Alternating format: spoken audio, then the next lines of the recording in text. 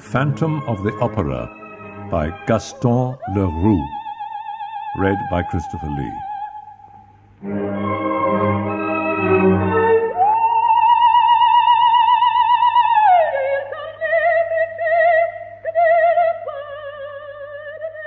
It was the evening on which Messieurs de Bienne and Poligny, the managers of the Paris Opera, were giving a last gala performance to mark their retirement. Suddenly, the dressing-room of La Sorelli, one of the principal dancers, was invaded by half a dozen young ladies of the ballet. Sorelli looked round angrily as little Jam, the girl with the tip-tilted nose, exclaimed in a trembling voice, "It's the ghost!" And she locked the door.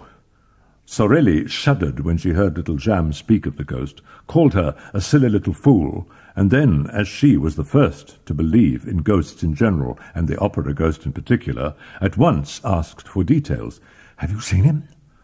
"As plainly as I see you now," said little Jam, whose legs were giving way beneath her, and she dropped with a moan into a chair. Thereupon little Giry added, "If that's the ghost, he's very ugly." "Oh, yes," cried the chorus of ballet girls, and they all began to talk together. The ghost had appeared to them in the shape of a gentleman in dress clothes, who had suddenly stood before them in the passage, without their knowing where he came from. He seemed to have come straight through the wall. "Pooh!" said one of them, who had more or less kept her head. "You see the ghost everywhere." And it was true. For several months there had been nothing discussed at the opera but this ghost in dress clothes, who stalked about the building from top to bottom like a shadow, who spoke to nobody, to whom nobody dared speak, and who vanished as soon as he was seen. Yet who had seen him? You meet so many men in dress clothes at the opera who are not ghosts. But this dress suit had a peculiarity of its own. It covered a skeleton. At least so the ballet girls said. And it had a death's head. The idea of the skeleton came from the description of the ghost given by Joseph Buguet, the chief scene shifter, who had really seen the ghost. He had run up against the ghost on the little staircase by the footlights which leads to the cellars. He had seen him for a second, for the ghost had fled, and to anyone who cared to listen to him he said, "He is extraordinarily thin, and his dress coat hangs on a skeleton frame. His eyes are so deep that you can hardly see the fixed pupils. You just see two big black holes, as in a dead man's skull. His skin, which is stretched across his bones like a drumhead, a nasty yellow. His nose is so little that you can't see it side face, and the absence of that nose is a horrible thing to look at. All the hair he has is 3 or 4 long dark locks on his forehead and behind his ears." Sensible men said that Joseph Buquet had been the victim of a joke played by one of his assistants, and then there came an incident so curious and so inexplicable that the very shrewdest people began to feel uneasy. A fireman named Pompin, who had gone to make a round of inspection in the cellars, suddenly reappeared on the stage, pale and trembling. He had seen a head of fire without a body coming towards him. After that, could anyone be sure? The corps de ballet was flung into consternation. "It's the ghost!" little Jeanne cried. "Listen!" Everybody seemed to hear a rustling outside the door. There was no sound of footsteps. It was like light silk sliding over the panel, and then it stopped. Sorelli tried to show more pluck than the others. She went up to the door and in a quavering voice asked, "Is there anyone behind the door?" "Oh, yes, of course there is," cried little Meg Giry, holding Sorelli back. "Of course, whatever you do, don't open the door." But Sorelli turned the key and threw open the door, while the ballet girls retreated to the inner dressing-room. Sorelli looked into the passage bravely. It was empty. A gas flame cast a red light into the surrounding darkness without succeeding in dispelling it. The dancer slammed the door with a deep sigh. "Come, children, pull yourselves together. I dare say no one has ever seen the ghost. Yes. We saw him just now, cried the girls. He had his death's head and his dress coat just as when he appeared to Joseph Buquet. Joseph Buquet would do better to hold his tongue. That's Mother's opinion, replied Meg. Mother says the ghost doesn't like being talked about. And why does your mother say so? I swore not to tell, gasped Meg. But they promised to keep the secret, until Meg, burning to say all she knew, began with her eyes fixed on the door. Well, it's because of the private box. What private box? The ghost's box, said Meg. It's box 5, you know, the box on the grand tier next to the stage box on the left. Oh, nonsense. I tell you it is. Mother has charge of it. No one has had it for over a month except the ghost, and orders have been given at the box office that it must never be sold. And does the ghost really come there? Yes. Then somebody does come. Oh, why, no. The ghost comes, but there's nobody there. The ballet girls exchanged glances. If the ghost came to the box, he must be seen, because he wore a dress coat and a death's head. This was what they tried to make Meg understand, but she replied, That's just it. The ghost is not seen, and he had no dress coat and no head. All that talk about the death's head, his head of fire, it's nonsense. You only hear him when he's in the box. Mother has never seen him, but she's heard him. Mother knows, because she gives him his program. Thereupon little Giry began to cry. I ought to have held my tongue if Mother ever came to know. Joseph Buquet had no business to talk of things that don't concern him. It will bring bad luck. Mother was saying so last night. There was a sound of hurried footsteps in the passage, and a breathless voice cried, Cecile! Cecile! Are you there? It's Mother's voice, cried Jeanne. What's the matter? She opened the door. A plump lady burst into the dressing-room and dropped, groaning, into a vacant chair. How awful, she said. Joseph Buquet is dead. He was found hanging in the 3rd floor cellar. It's the ghost, little Giry blurted. All around her, her panic-stricken companions repeated under their breaths, Yes, it must be the ghost. The horrid news soon spread all over the opera, where Joseph Buquet was very popular. The dressing-rooms emptied, and the ballet girls, crowding around Sorelli like timid sheep around their shepherdess, made for the foyer through the ill-lit passages and stairways. On the first landing, Sorelli ran against the Comte de Chagny, who was coming upstairs. The Count, who was generally so calm, seemed greatly excited. I was just going to you, he said, taking off his hat. Oh, Sorelli, what an evening! And Christine Daae, what a triumph! Impossible, said Meg Giry. 6 months ago she used to sing like a crock. But do let us get by, my dear Count. We're going to inquire after a poor man who was found hanging by the neck. Just then the acting manager came fussing past and stopped when he heard this remark. What? He exclaimed roughly. Have you girls heard already? Well, above all, don't let Monsieur de Bienne and Monsieur Poligny hear.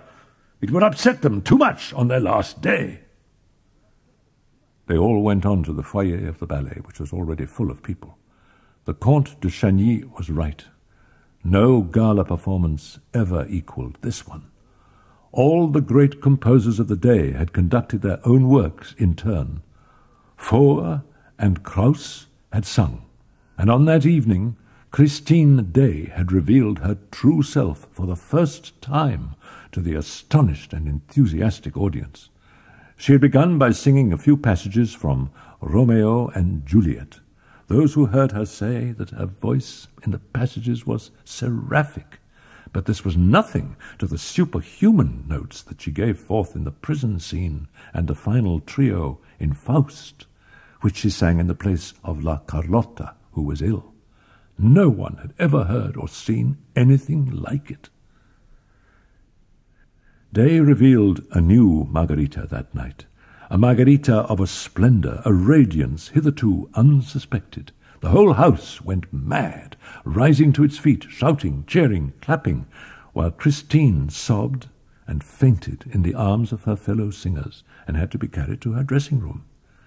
Till then, Christine Daae had played a good Siebel to Carlotta's rather too splendidly material Margarita, and it had needed Carlotta's incomprehensible and inexcusable absence from this gala night for the little Daae, at a moment's warning, to show all that she could do in a part of the programme reserved for the Spanish diva.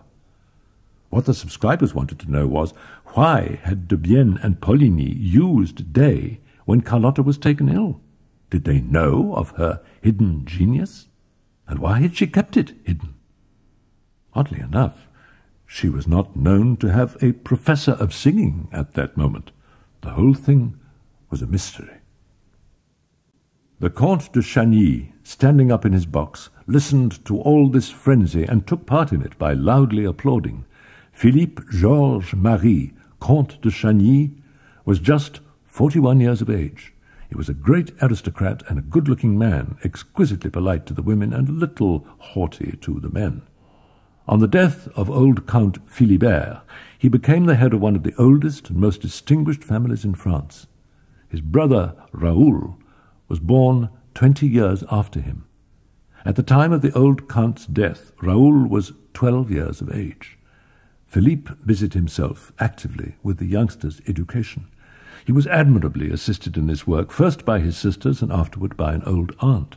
Raoul had retained from this purely feminine education manners that were candid and stamped with a charm that nothing had yet been able to sully. He was a little over 21 years of age and looked 18. He had a small, fair moustache, beautiful blue eyes, and a complexion like a girl's. Philippe spoiled Raoul. He took him with him wherever he went. He even introduced him to the foyer of the ballet, where the Count was said to be on terms with Sorelli. He used to come and spend an hour or two after dinner in the company of the dancer, who, though not very witty, had the finest eyes that ever were seen. Philippe would perhaps not have taken his brother behind the scenes of the opera if Raoul had not been the first to ask him, repeatedly renewing his request with a gentle obstinacy which the Count remembered at a later date.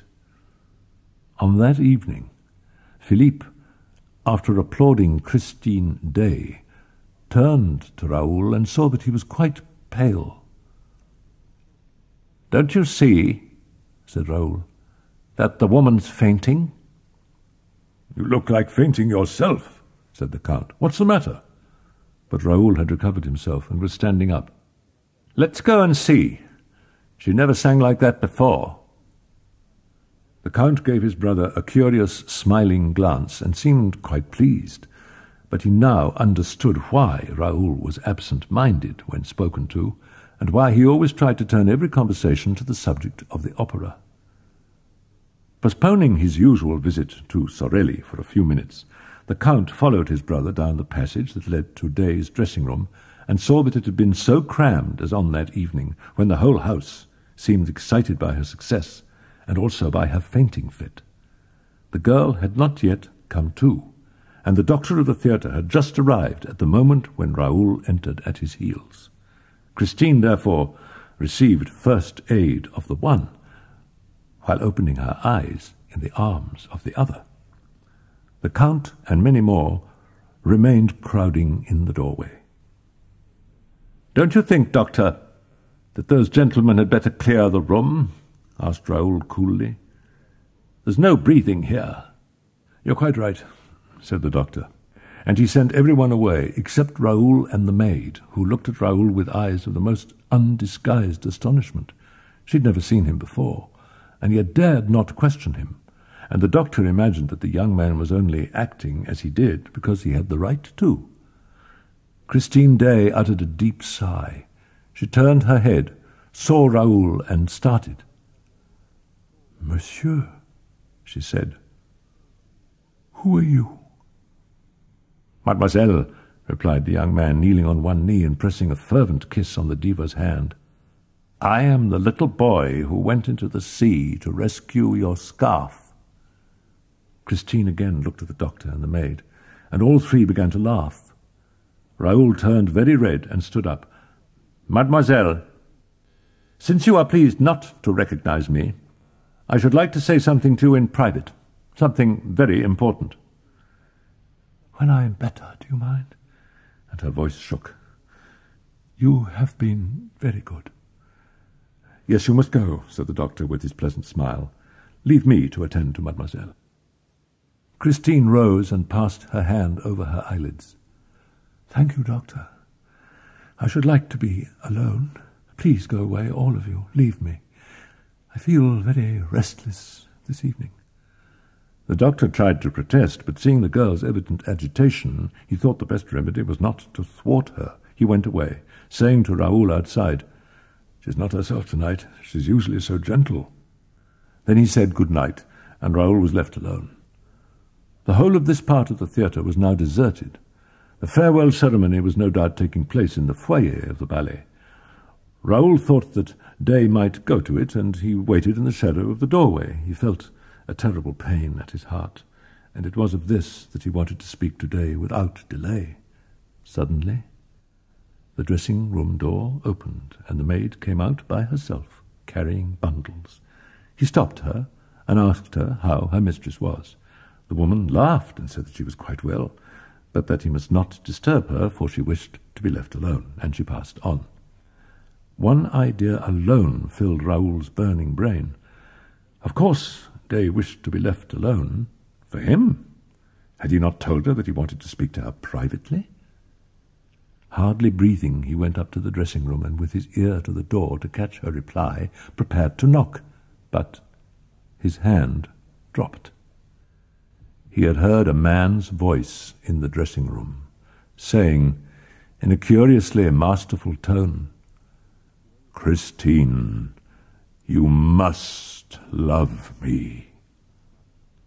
And Christine's voice, infinitely sad and trembling as though accompanied by tears, replied, "How can you talk like that when I sing only for you?" The man's voice spoke again. "Are you very tired?" "Oh, tonight I gave you my soul, and I am exhausted," Christine replied. "Your soul is a beautiful thing, child," replied the grave man's voice, "and I thank you. No emperor ever received so fair a gift.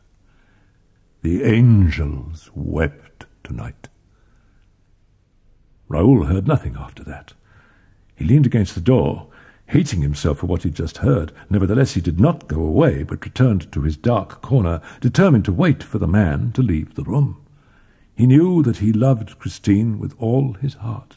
Now he wanted to know his rival.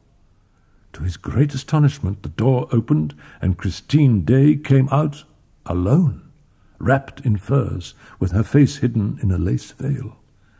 She closed the door behind her, but did not lock it. She passed him.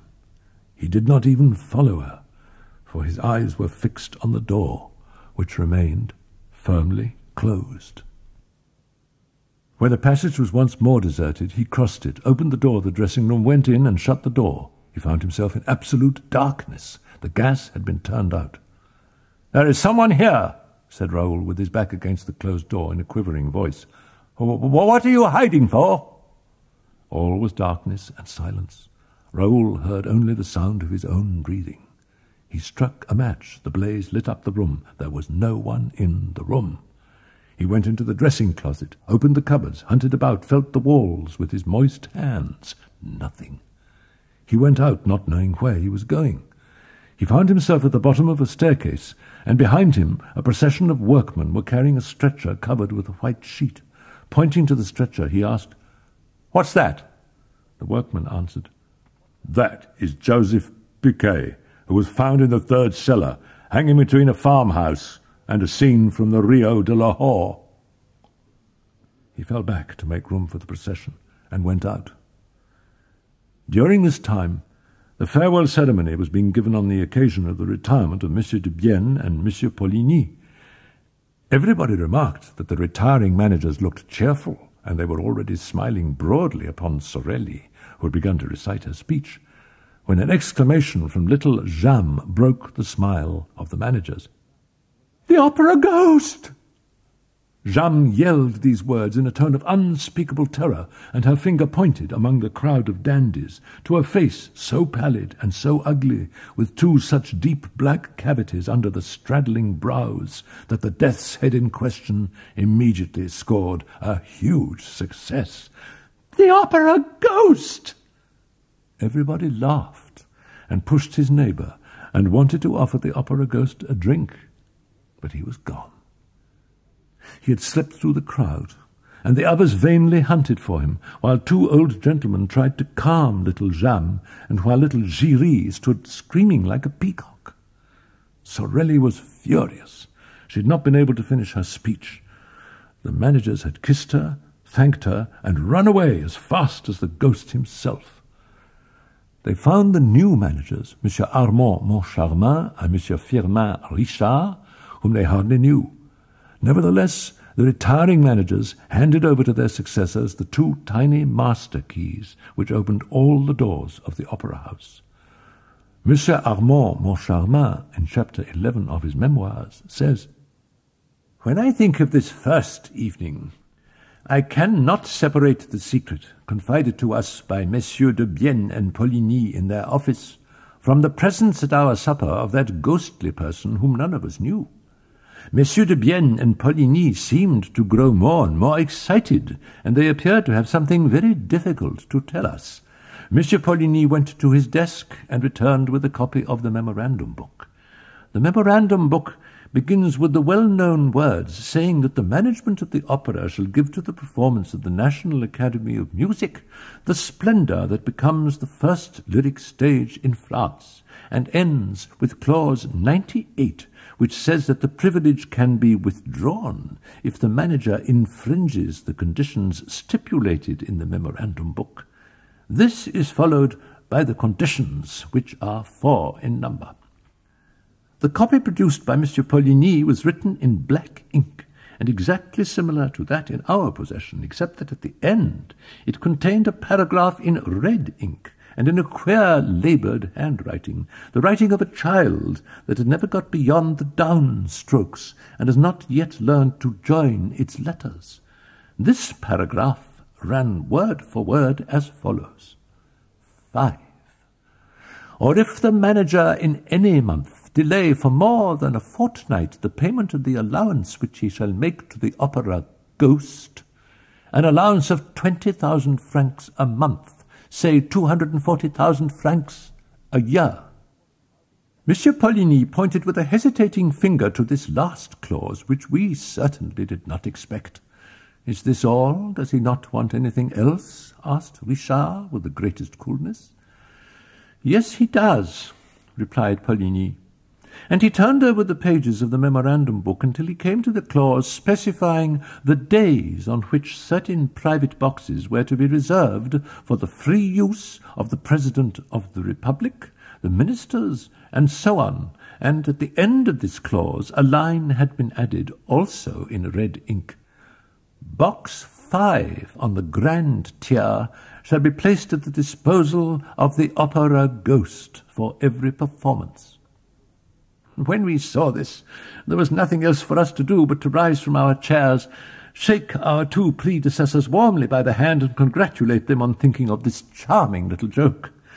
Richard added that he now understood why Messieurs de Bienne and Poligny were retiring from the management of the National Academy of Music.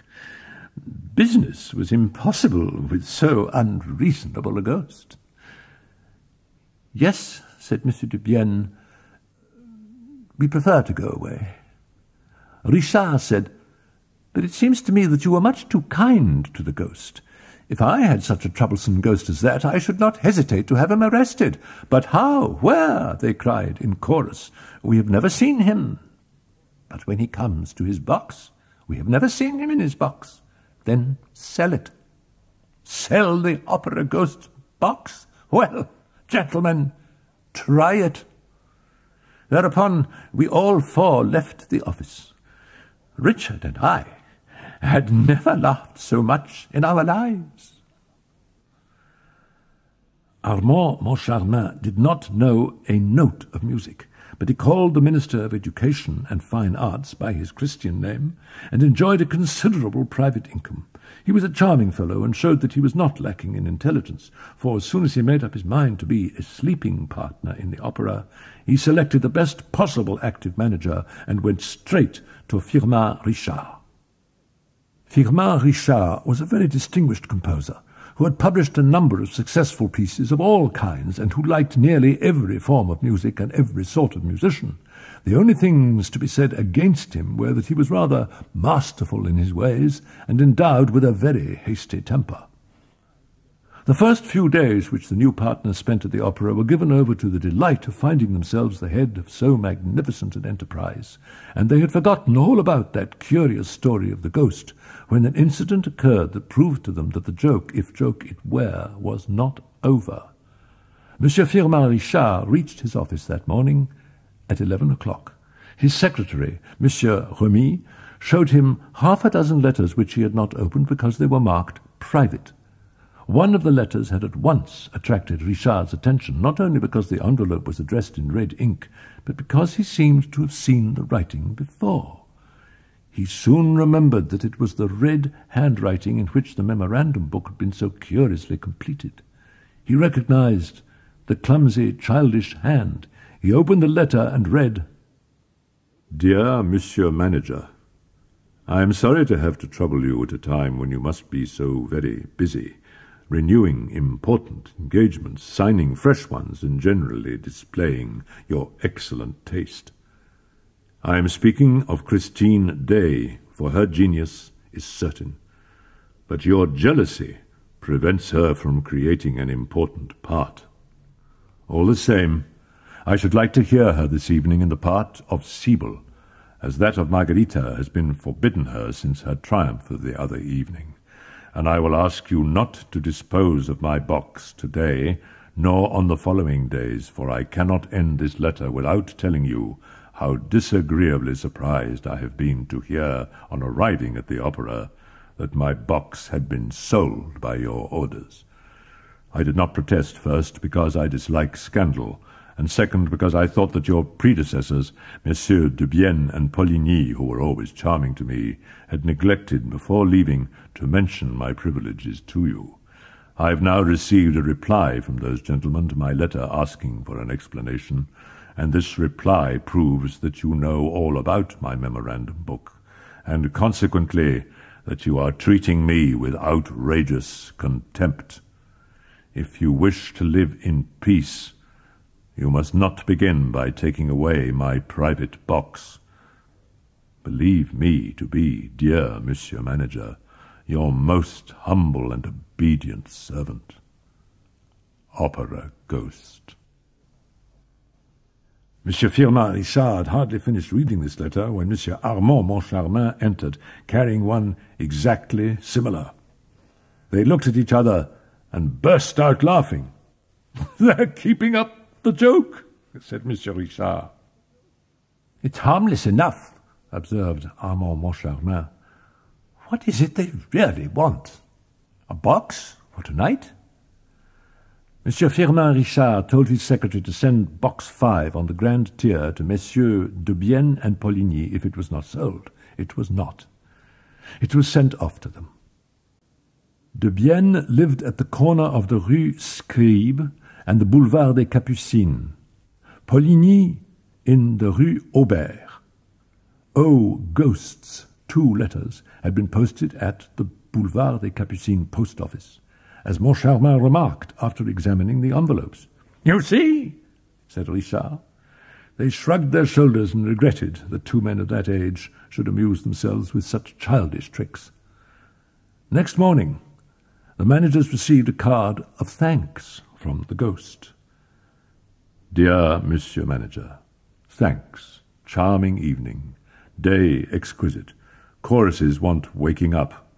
Carlotta, a splendid, commonplace instrument. Will write you soon for the 240,000 francs, or 233,424 francs and 70 centimes to be correct. Messieurs de Bienne and Poligny have sent me the 6,575 francs and 30 centimes, representing the first 10 days of my allowance for the current year. Their privileges finished on the evening of the 10th instant. Kind regards, O.G. On the other hand, there was a letter from Messieurs de Bienne and Poligny. Gentlemen, we are much obliged for your kind thought of us, but you will easily understand that the prospect of again hearing Faust, pleasant though it is to ex-managers of the opera, cannot make us forget that we have no right to occupy Box 5 on the Grand Tier, which is the exclusive property of him of whom we spoke to you when we went through the memorandum book with you for the last time. See Clause 98, final paragraph. Accept, gentlemen, etc., etc. "Oh, these fellows are beginning to annoy me," shouted Firmin Richard, snatching up the letter. And that evening, Box 5 was sold. Christine Daae, owing to intrigues to which I will return later, did not immediately continue her triumph at the opera. After the famous gala night, she sang once at the Duchess de Zurich's, but this was the last occasion on which she was heard in private. She refused to appear at a charity concert to which she had promised her assistance. She acted throughout as though she were no longer the mistress of her own destiny, and as though she feared a fresh triumph.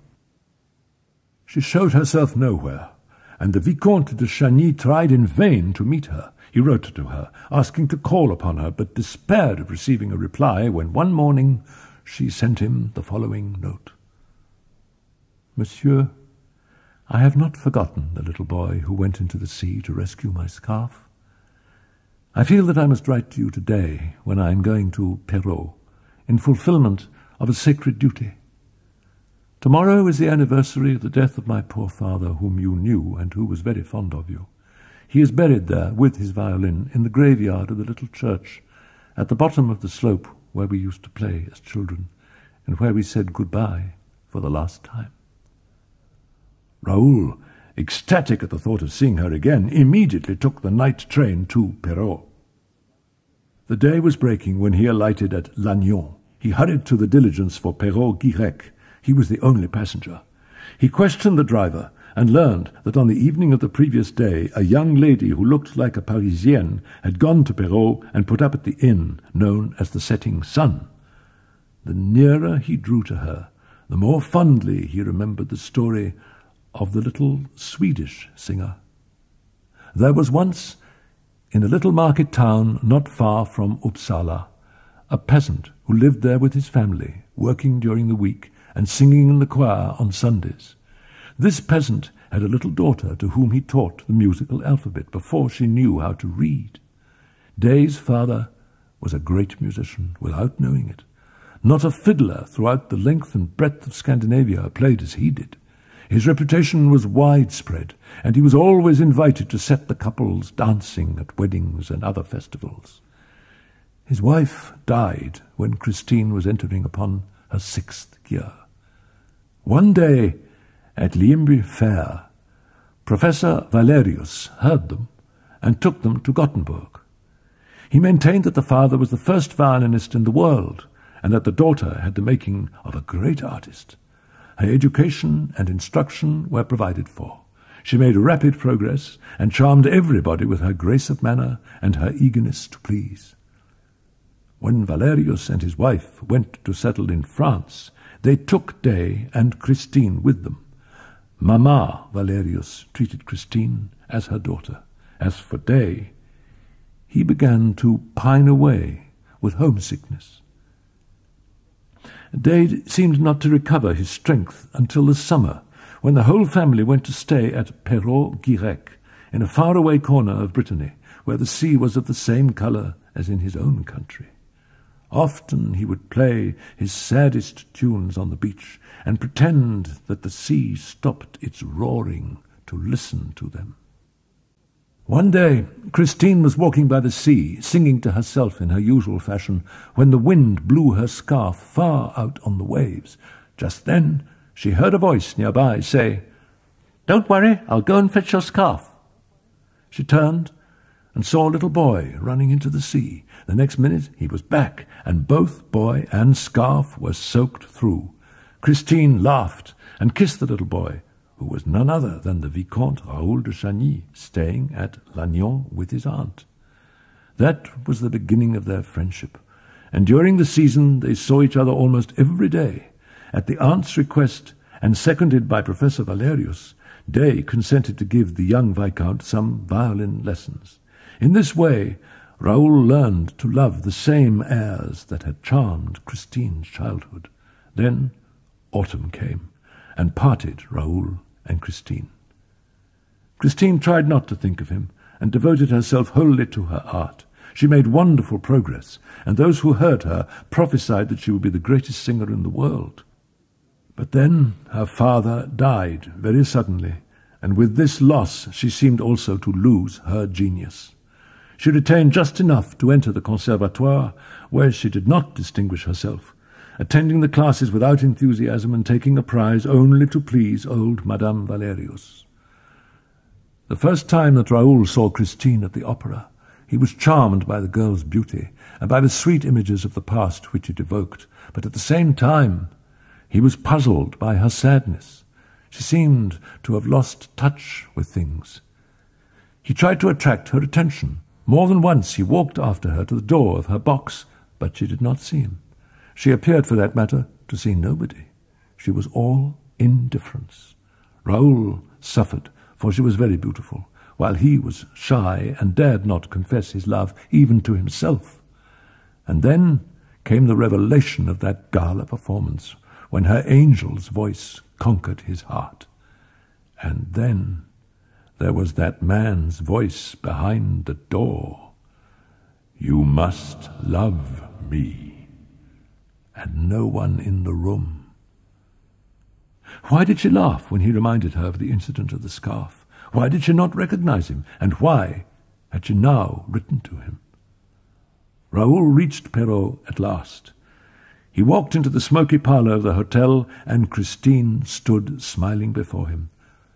"You have come," she said. "I felt that I should find you here when I came back from Mass. Someone told me so at church." "Who?" asked Raoul, taking her little hand in his. "Why, my poor dead father." There was silence, and then Raoul asked, "Did your father tell you that I love you, Christine, and that I cannot live without you?" Christine blushed to the eyes and turned away her head. In a trembling voice she said, "I did not send for you to tell me such things." "You sent for me, Christine. You knew that your letter would not leave me indifferent and that I would hasten to Perrault. How can you have thought that if you did not think I loved you?" "I thought you would remember our games here as children, in which my father so often joined. I really don't know what I thought. Perhaps I was wrong to write to you. This anniversary and your sudden appearance in my room at the opera the other evening reminded me of the time long past and made me write to you." There was something in Christine's attitude that struck Raoul as not quite natural. He did not feel any hostility in her, far from it. The sad tenderness shining in her eyes told him that. But why was this tenderness so sad? That was what he wished to know, and what was irritating him. "But why do you think I came to you, if not out of love?" continued Raoul. "When you saw me in your dressing-room, was that the first time you noticed me, Christine?" She was incapable of lying. "No," she said. "I had often seen you in your brother's box." "I thought so," said Raoul, compressing his lips. "But then why, when you saw me in your room, at your feet, reminding you that I had rescued your scarf from the sea, why did you answer as though you did not know me, and why did you laugh?" The tone of these questions was so rough that Christine stared at Raoul without replying. "You don't answer," he said, angrily and unhappily. "Well, I will answer for you. It was because there was someone else in the room, Christine. Someone to whom you said, 'I sing only for you. Tonight I gave you my soul.'" Christine seized Raoul's arm. "Then you were listening behind the door?" "Yes, because I love you, and I heard everything." "You heard what?" "He said to you, 'Christine, you must love me.'" At these words, a deathly pallor spread over Christine's face. "Go on," she commanded. "Go on. Tell me all you heard." At an utter loss to understand, Raoul answered, "I heard him reply when you said that you had given him your soul. 'Your soul is a beautiful thing, child, and I thank you. No emperor ever received so fair a gift. The angels wept tonight.'" Christine gave a cry of grief and pain. Raoul was terror-stricken and tried to take her in his arms, but she escaped and fled in great disorder. While Christine remained locked in her room, Raoul was at his wits' end what to do. He was told that Christine had gone to her bedroom, saying that she would not be down to dinner. Raoul dined alone, went to his room and tried to read, went to bed and tried to sleep. There was no sound in the next room. The hours passed slowly. It was about 11:30 when he distinctly heard someone moving with a light, stealthy step in the room next to his. Raoul dressed, taking care not to make a sound, and waited. His heart gave a bound when he heard Christine's door turn slowly on its hinges. Softly opening the door, he saw Christine in the moonlight slip along the passage. She went down the stairs, and he leant over the banister above her. Suddenly, he heard two voices in rapid conversation. He caught one sentence. "Don't lose the key." It was the landlady's voice. The door facing the sea was opened and locked again. Then all was still. Raoul ran back to his room and threw open the window.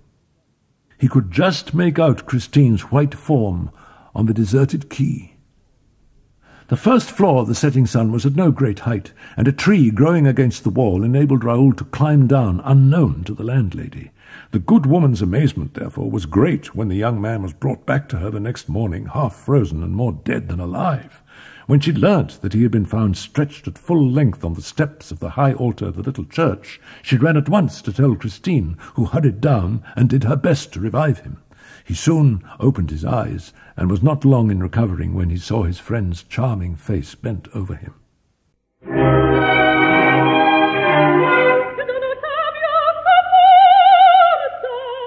A few weeks later, when the tragedy at the opera necessitated the intervention of the public prosecutor, Monsieur Mifroid, the commissaire of police, examined the Vicomte de Chagny touching on the events of the night at Perrault. I quote the questions and answers as given in the official report. Question. Did Mademoiselle Daae not see you come down from your room by the curious road which you selected? Reply. No, monsieur. Although when walking behind her I took no pains to deaden the sound of my footsteps. In fact, I was anxious that she should turn round and see me. But she seemed not to hear me, and acted exactly as though I was not there. She quietly left the quay, and then suddenly turned up the road. The church clock had struck 11:45, and I thought that this must have made her hurry, for she began almost to run, and continued at this pace till she came to the churchyard. Question. Was the gate open? Reply. Yes, monsieur, and this surprised me, but it did not seem to surprise Mademoiselle Daae. Question. Was there no one in the churchyard? Reply. I did not see anyone, and if there had been, I must have seen him. The moon was shining on the snow and made the night quite light. Question. Are you superstitious? Reply. No, monsieur. I am a practising Catholic. Question. In what condition of mind were you? Reply. Very sane, I assure you. Mademoiselle Daae's curious action in going out at that hour worried me at first, but as soon as I saw her go to the churchyard, I thought that she meant to fulfil some pious duty on her father's grave. She knelt down by the grave and began to pray. At that moment it struck midnight. At the last stroke I saw her lift her eyes to the sky and stretch out her arms as though in ecstasy. I was wondering what the reason could be when I myself raised my head, and everything within me seemed drawn towards the unseen, which was playing the most perfect music. Christine and I knew that music. We'd heard it as children, but it had never been executed with such divine art, not even by her father. I remembered the story that Christine had told me about her angel of music. Her father used to say that when he died, he would send his angel of music to protect her. If Christine's angel had existed, he could not have played more beautifully that night. When the music stopped, I seemed to hear a noise from the heap of bones. It was as though they were laughing, and I could not help shuddering. Question: did it not occur to you that the musician might be hiding behind that very heap of bones? Reply: it was the one thought that did occur to me, monsieur, so much so that I omitted to follow Mademoiselle Daae when she stood up and walked slowly to the gate. She was so much absorbed just then that I'm not surprised that she didn't see me. Question: then what happened that you were found in the morning lying half dead on the steps of the high altar? Reply: first a skull rolled to my feet, then another, and suddenly I saw a shadow glide along the sacristy wall. I ran up. The shadow had already pushed open the door and entered the church, but I was quicker than the shadow and caught hold of a corner of its cloak. At that moment we were just in front of the high altar, and the moonlight fell straight upon us through the stained glass windows of the apse. As I did not let go of the cloak, the shadow turned round, and I saw a terrible death's head which stared at me with a pair of scorching eyes. I felt as if I were face to face with Satan, and in the presence of this unearthly apparition my heart gave way. My courage failed me, and I remember nothing more until I recovered consciousness at the setting sun. The next Saturday morning, on reaching their office, the joint managers found a letter from O.G., which said, "My dear managers, so it is to be war between us. If you still care for peace, here is my ultimatum. It consists of the 4 following conditions. 1. You must give me back my private box, and I shall expect to have it at my free disposal from this day forward. 2. The part of Margarita shall be sung tonight by Christine Daae. Never mind about Carlotta. She will be ill. 3. I absolutely insist upon the good and loyal services of Madame Giry, my box-keeper. 4. Let me know by a letter handed to Madame Giry, who will see that it reaches me, that you accept, as did your predecessors, the terms of the lease relating to my monthly allowance. I will inform you later how you are to pay it to me. If you refuse, you will give Faust tonight in a house with a curse upon it. Take my advice and be warned in time. O.G." That night, the first act passed without incident. When Christine entered the stage, she raised her head and saw the Vicomte de Chagny in his box. From that moment, her voice seemed less sure, less crystal clear than usual. "What a queer girl she is," said one of Carlotta's friends. "The other day she was divine, and today she can't sing a note." In the beginning of the third act, Carlotta made her entrance, and, certain of herself and her success, she flung herself into her part without the least modesty or restraint. She was applauded all the more, and her duet with Faust seemed to bring her a new success, when suddenly a terrible thing happened.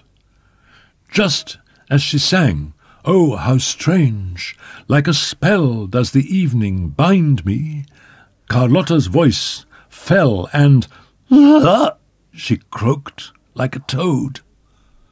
There was consternation on Carlotta's face, and on the faces of all the audience. The uproar in the house was indescribable. If the thing had happened to anyone but Carlotta, she would have been hooted. But everyone knew how perfect her voice was, and there was no display of anger, but only horror and dismay. Meanwhile, in box 5, Moncharmin and Richard had turned very pale. Leaning over the ledge in their box, they stared at Carlotta as though they didn't recognize her. The ghost had told them it would come. The house had a curse upon it. Richard was calling to Carlotta in a smothered voice. "Well, go on!" Bravely she started afresh on the fatal line, at the end of which the toad had appeared. An awful silence succeeded the uproar. Again Carlotta's voice filled the house. "I feel without alarm." The toad also had started afresh. The house broke into a wild tumult. The two managers collapsed in their chairs and dared not even turn round. They had not the strength, for the ghost was chuckling behind their backs. They distinctly heard his mouthless voice saying in their ears, "Tonight her singing will bring the chandelier down." They raised their eyes to the ceiling and cried out in horror. The chandelier, the immense mass of the chandelier, was slipping down, coming towards them at the call of that fiendish voice. Released from its hook, it plunged from the ceiling and came smashing into the middle of the stalls, amid 1,000 shouts of terror and a wild rush for the doors. The papers of the day state that there were numbers wounded and 1 killed. The chandelier had crashed down upon the head of a wretched woman who had come to the opera for the first time in her life, the woman whom Monsieur Richard had appointed to succeed Madame Giry, the ghost's box keeper. That tragic evening was a bad one for all concerned. Carlotta fell ill. As for Christine Daae, she disappeared after the performance and was not seen for a fortnight. Raoul was grief-stricken and told his brother everything that had occurred. The Count consoled him without asking for explanations and suggested taking him out to dinner. Overcome as he was with despair, Raoul would probably have refused any invitation that evening if the Count had not, as an inducement, told him that the lady of his thoughts had been seen the night before with a man in the Bois. At first, the Viscount refused to believe it, but he was given such exact details that he ceased protesting. She had been seen driving in a brougham with the window down. There was full moon shining, and she was recognized beyond a doubt. As for her companion, only his shadowy outline was seen, leaning back in the darkness. The carriage was going at a walking pace down a lonely drive behind the grandstand at Longchamp. Raoul dressed in frantic haste, prepared to forget his distress in flinging himself into the vortex of pleasure. Alas, he was but a dull guest, and leaving his brother early, found himself by 10 o'clock in the evening in a cab behind the Longchamp racecourse. It was freezing hard. The road lay deserted and very bright under the moonlight. He told the driver to wait for him at the corner of an avenue, and hiding as best he could, stood stamping his feet to keep warm. He had remained like this for half an hour or so, when a carriage turned into the road and came quietly in his direction at a walking pace. As it approached, he saw that a woman was leaning her head from the window, and suddenly the moon shed a pale gleam over her features. "Christine!" The sacred name of his love had sprung from his heart, but the next minute he would have given anything to withdraw it, for his call threw Christine into confusion. The window was raised, and the carriage dashed past him before he could leap in front of the horses' heads. In a moment the brougham was no more than a black spot on the white road. When his valet brought his letters the next morning, he found Raoul sitting on his bed. He had not undressed, and at the sight of his face the servant feared that some disaster had occurred.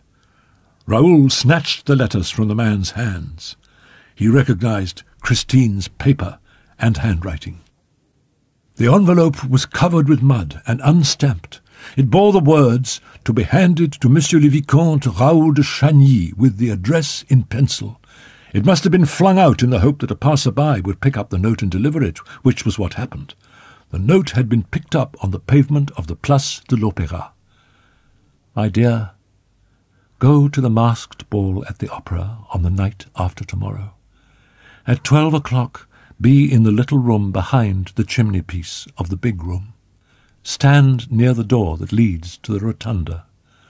Don't mention this appointment to a living soul. Wear a white domino and see that you are well masked.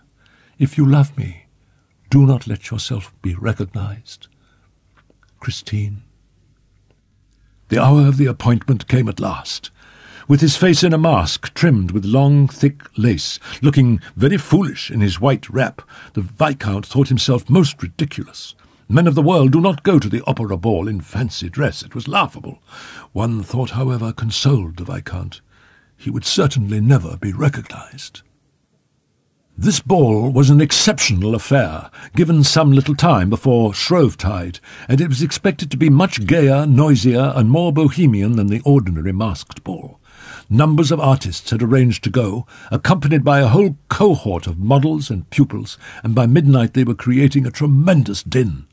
Raoul arrived at 5 minutes to 12, but did not linger to look at the motley dresses displayed all the way up the marble staircase, replied to no one, and shook off the bold familiarity of a number of couples who had already become a trifle too gay. Crossing the big room and escaping from a mad whirl of dancers in which he was momentarily caught, he at last entered the room mentioned in Christina's letter. He found it crammed, for this small space was the point where all those who were going to supper in the rotunda converged with those who were returning, and here the fun waxed fast and furious. Raoul leant against a doorpost and waited. He did not wait long. A black domino passed and made him a sign with her hand. He understood that it was she and followed her. "Is that you, Christine?" he asked between his teeth. The black domino turned round promptly and raised her finger to her lips, no doubt to warn him not to mention her name again. Raoul continued to follow her in silence. The black domino turned back from time to time to see if he was still following. As Raoul once more passed through the great room, this time in the wake of his guide, he could not help noticing a group crowding round a person whose disguise, eccentric air, and cadaverous appearance were causing a sensation. It was a man dressed all in scarlet, with a huge hat and feathers on the top of a wonderful death's head.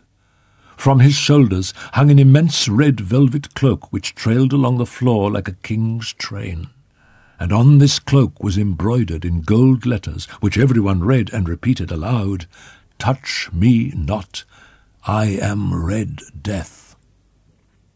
Then one, greatly daring, did try to touch him, but a skeleton hand shot out of a crimson sleeve and violently seized the rash one's wrist, and he, feeling the knuckle-bone clutch of death, uttered a cry of pain and terror. When Red Death released him at last, he ran away like a madman, pursued by the jeers of the bystanders. It was at this moment that Raoul passed in front of the funereal masquerader, who had just happened to turn in his direction, and he nearly exclaimed, "The death's head of Perogirec!" He had recognized him. He wanted to dart forward, forgetting Christine, but the black domino, who also seemed a prey to some strange excitement, caught him by the arm and dragged him from the room, far from the mad crowd through which Red Death was stalking. The black domino kept on looking back, and on 2 occasions apparently saw something that startled her, for she hurried her pace and Raoul's as though they were being pursued. They went up 2 floors. Here the stairs and corridors were almost deserted. The black domino opened the door of a private box and beckoned Raoul to follow her. Then Christine, whom he now knew by the sound of her voice, closed the door behind them and warned him in a whisper to remain at the back of the box and on no account to show himself. Raoul took off his mask. Christine kept on hers. And when Raoul was about to ask her to remove it, he was surprised to see her put her ear to the partition and listen eagerly for a sound outside. Then she opened the door ajar, looked out into the corridor, and in a low voice said, "He must have gone up higher." Suddenly she exclaimed, "He is coming down again." She tried to close the door, but Raoul prevented her, for he had seen on the top step of the staircase that led to the floor above a red foot, followed by another, and slowly, majestically, the whole scarlet dress of Red Death met his eyes, and he once more saw the death's head of Perogirec. "It's he!" he exclaimed. "This time he shall not escape me!" But Christine had slammed the door at the moment when Raoul was on the point of rushing out. He tried to push her aside. "Who do you mean?" she asked in a changed voice. "Who shall not escape you?" Raoul tried to overcome the girl's resistance by force, but she repelled him with a strength which he would not have suspected in her. He understood, or thought he understood, and at once lost his temper. "Who?" he repeated angrily. "Why, he, the man who hides behind that hideous mask of death, the evil genius of the churchyard at Perros, Red Death. In a word, Madame, your friend, your angel of music. But I shall snatch off his mask as I shall snatch off my own, and this time we shall look each other in the face, with no veil and no lies between us, and I shall know whom you love and who loves you!" He burst into a mad laugh, while Christine gave a disconsolate moan behind her velvet mask. With a tragic gesture, she flung herself against the door. "In the name of our love, Raoul, you shall not pass." He stopped. What had she said? In the name of their love? Never before had she confessed that she loved him, and yet she had had opportunities enough. She wished to give the Red Death time to escape, and in accents of childish hatred he cried, "You lie, madame, for you do not love me, and you have never loved me. What a poor fellow I must be to let you mock and flout me as you have done. Why did you give me every reason for hope at Perros? For honest hope, madame, for I am an honest man, and I believed you to be an honest woman, when your only intention was to deceive me. You have taken a shameful advantage of the candid affection of your benefactress herself, who continues to believe in your sincerity, while you go about the opera ball with Red Death. I despise you." And he burst into tears. She allowed him to insult her. She thought of but one thing to prevent him from leaving the box.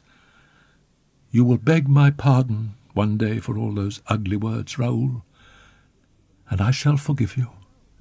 He shook his head. "No, no, you have driven me mad. When I think that I had only one object in life, to give my name to an opera wench. Raoul, how can you? I shall die of shame." "No, dear, live," said Christine in a grave and breaking voice, "and goodbye." "Goodbye, Raoul." The boy stepped towards her, risking one more sarcasm. "Oh, but you must let me come and applaud you from time to time." "I shall never sing again, Raoul." "Really?" he replied, still more sarcastically. "So he is taking you off the stage. I congratulate you. But shall we meet in the Bois one of these evenings?" "Not in the Bois, nor anywhere, Raoul. You shall not see me again." "May one at least ask to what darkness you are returning? For what hell are you leaving, mysterious lady? Or for what paradise?" "I came to tell you, dear, but I cannot tell you now. You would not believe me. You have lost faith in me, Raoul. It is finished." She spoke in such a despairing voice that the young man began to feel remorse for his cruelty. "But can't you tell me what all this means?" he cried. "You are free. Explain yourself, Christine, I beg of you." Christine simply took off her mask and said, "My dear, it is a tragedy." Raoul now saw her face, and could not restrain an exclamation of surprise and terror. The fresh complexion of former days was gone. A mortal pallor covered those features which he had known so charming and so gentle, and sorrow had traced dark and unspeakably sad shadows under her eyes. "My dearest," he moaned, holding out his arms, "you promised to forgive me." "Perhaps, some day, perhaps," she said, resuming her mask, and she went away, forbidding him with a gesture to follow her. He tried to disobey her, but she turned round and repeated her gesture of farewell with such authority that he dared not move a step. He watched her till she was out of sight. Then he also went down among the crowd with an aching heart. His footsteps took him to that room where he had first known suffering. He tapped at the door. There was no answer. He entered, as he had that night when he looked everywhere for the man's voice. The room was empty. A gas jet was burning, turned down, low. He saw some letter paper on a little desk. He thought of writing to Christine, but he heard steps in the passage. He only just had time to hide in the inner room, which was separated from the dressing-room by a curtain. Christine entered, took off her mask with a weary gesture, and flung it on the table. She sighed and let her pretty head fall into her two hands.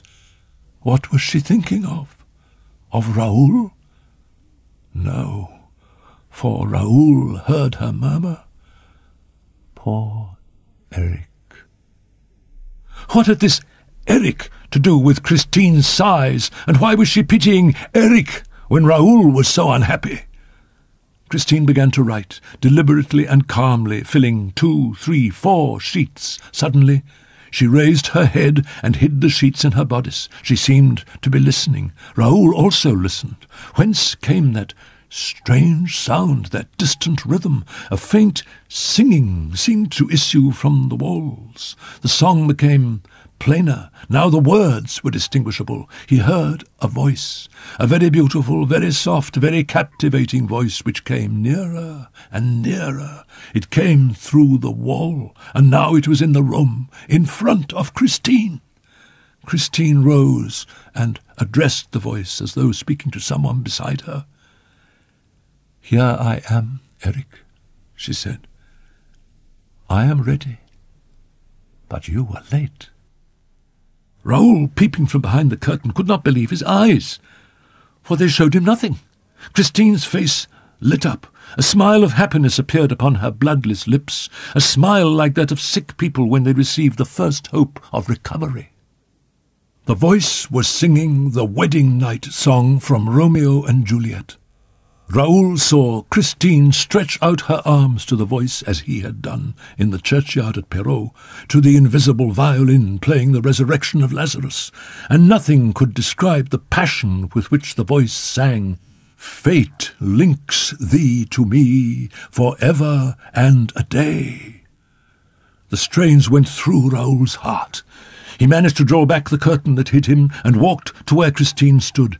She herself was moving to the back of the room, the whole wall of which was occupied by a great mirror that reflected her image, but not his, for he was just behind and entirely concealed by her. Christine walked towards her image in the glass, and the image came towards her.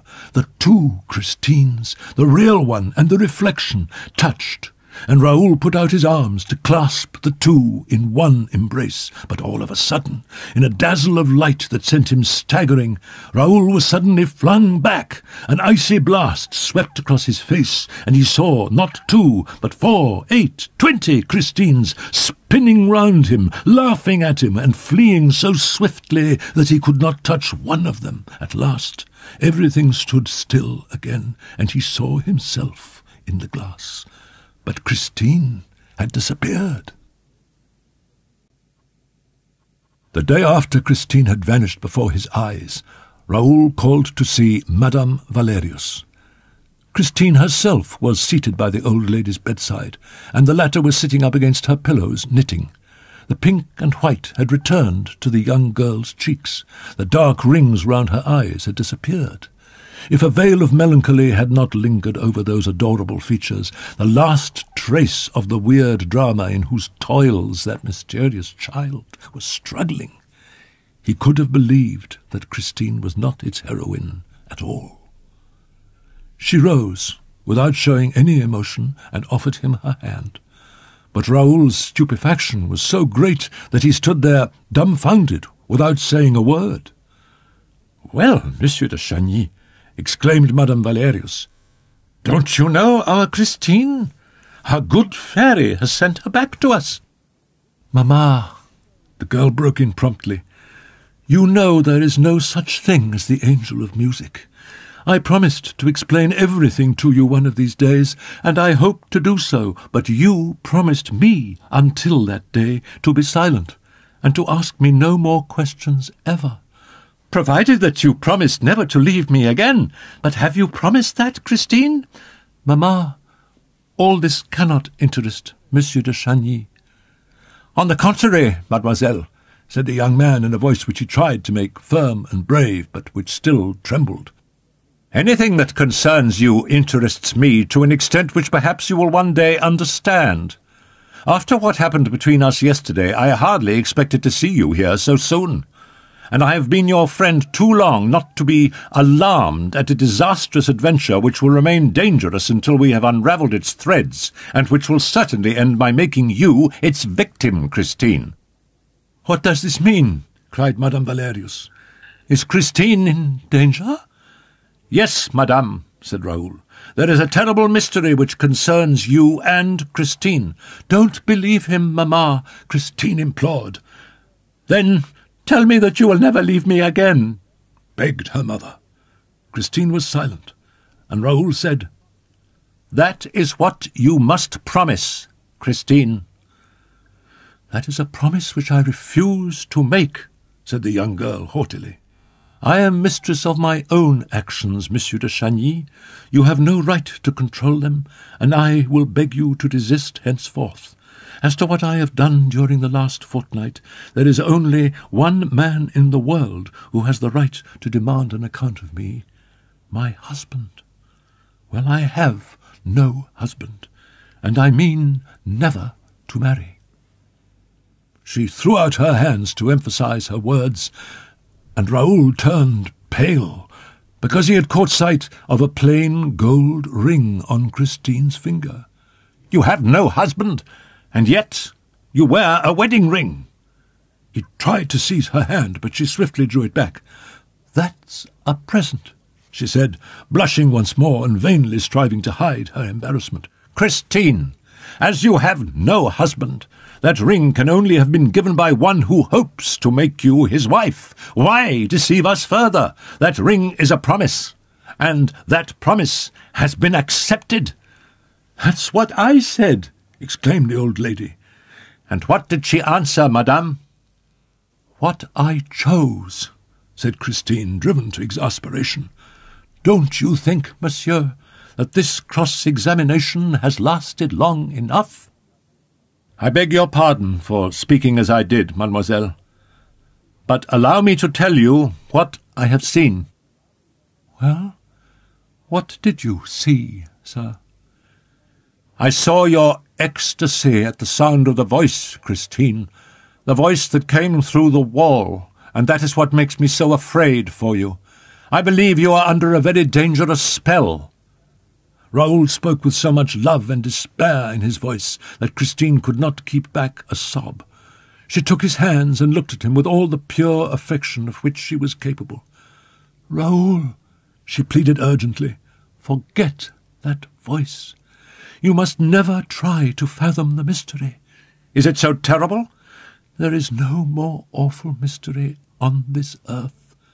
Swear to me that you will make no attempt to find out.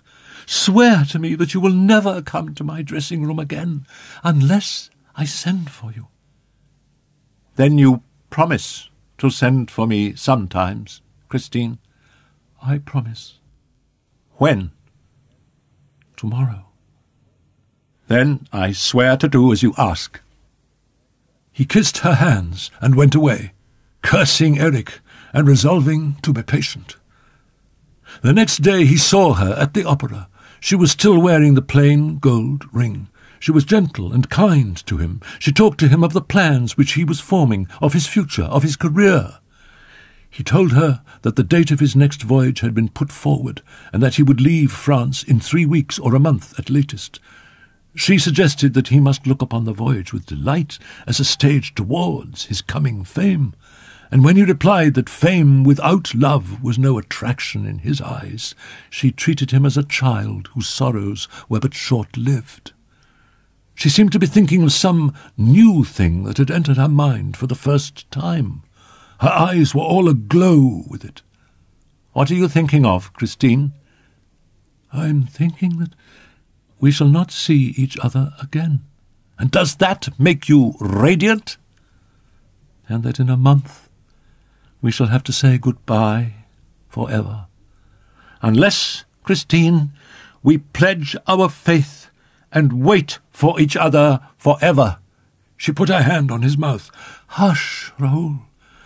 You know there is no question of that. And we shall never be married, that is understood. But if we cannot be married, we can be engaged. No one will know but ourselves, Raoul. We can be engaged, dear, for a month. In a month you will go away, and I can be happy at the thought of that month all my life long." She was enchanted with her inspiration, and Raoul jumped at the idea. He bowed to Christine and said, "Mademoiselle, I have the honour to ask for your hand." "Why, you have both of them already, my dear betrothed." "Oh, Raoul, how happy we shall be. We must play at being engaged from morning till night. It was the most wonderful game in the world, and they enjoyed it like the children they were.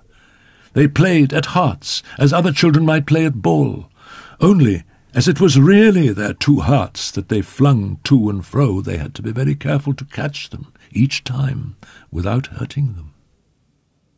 Christine returned to the opera in triumph.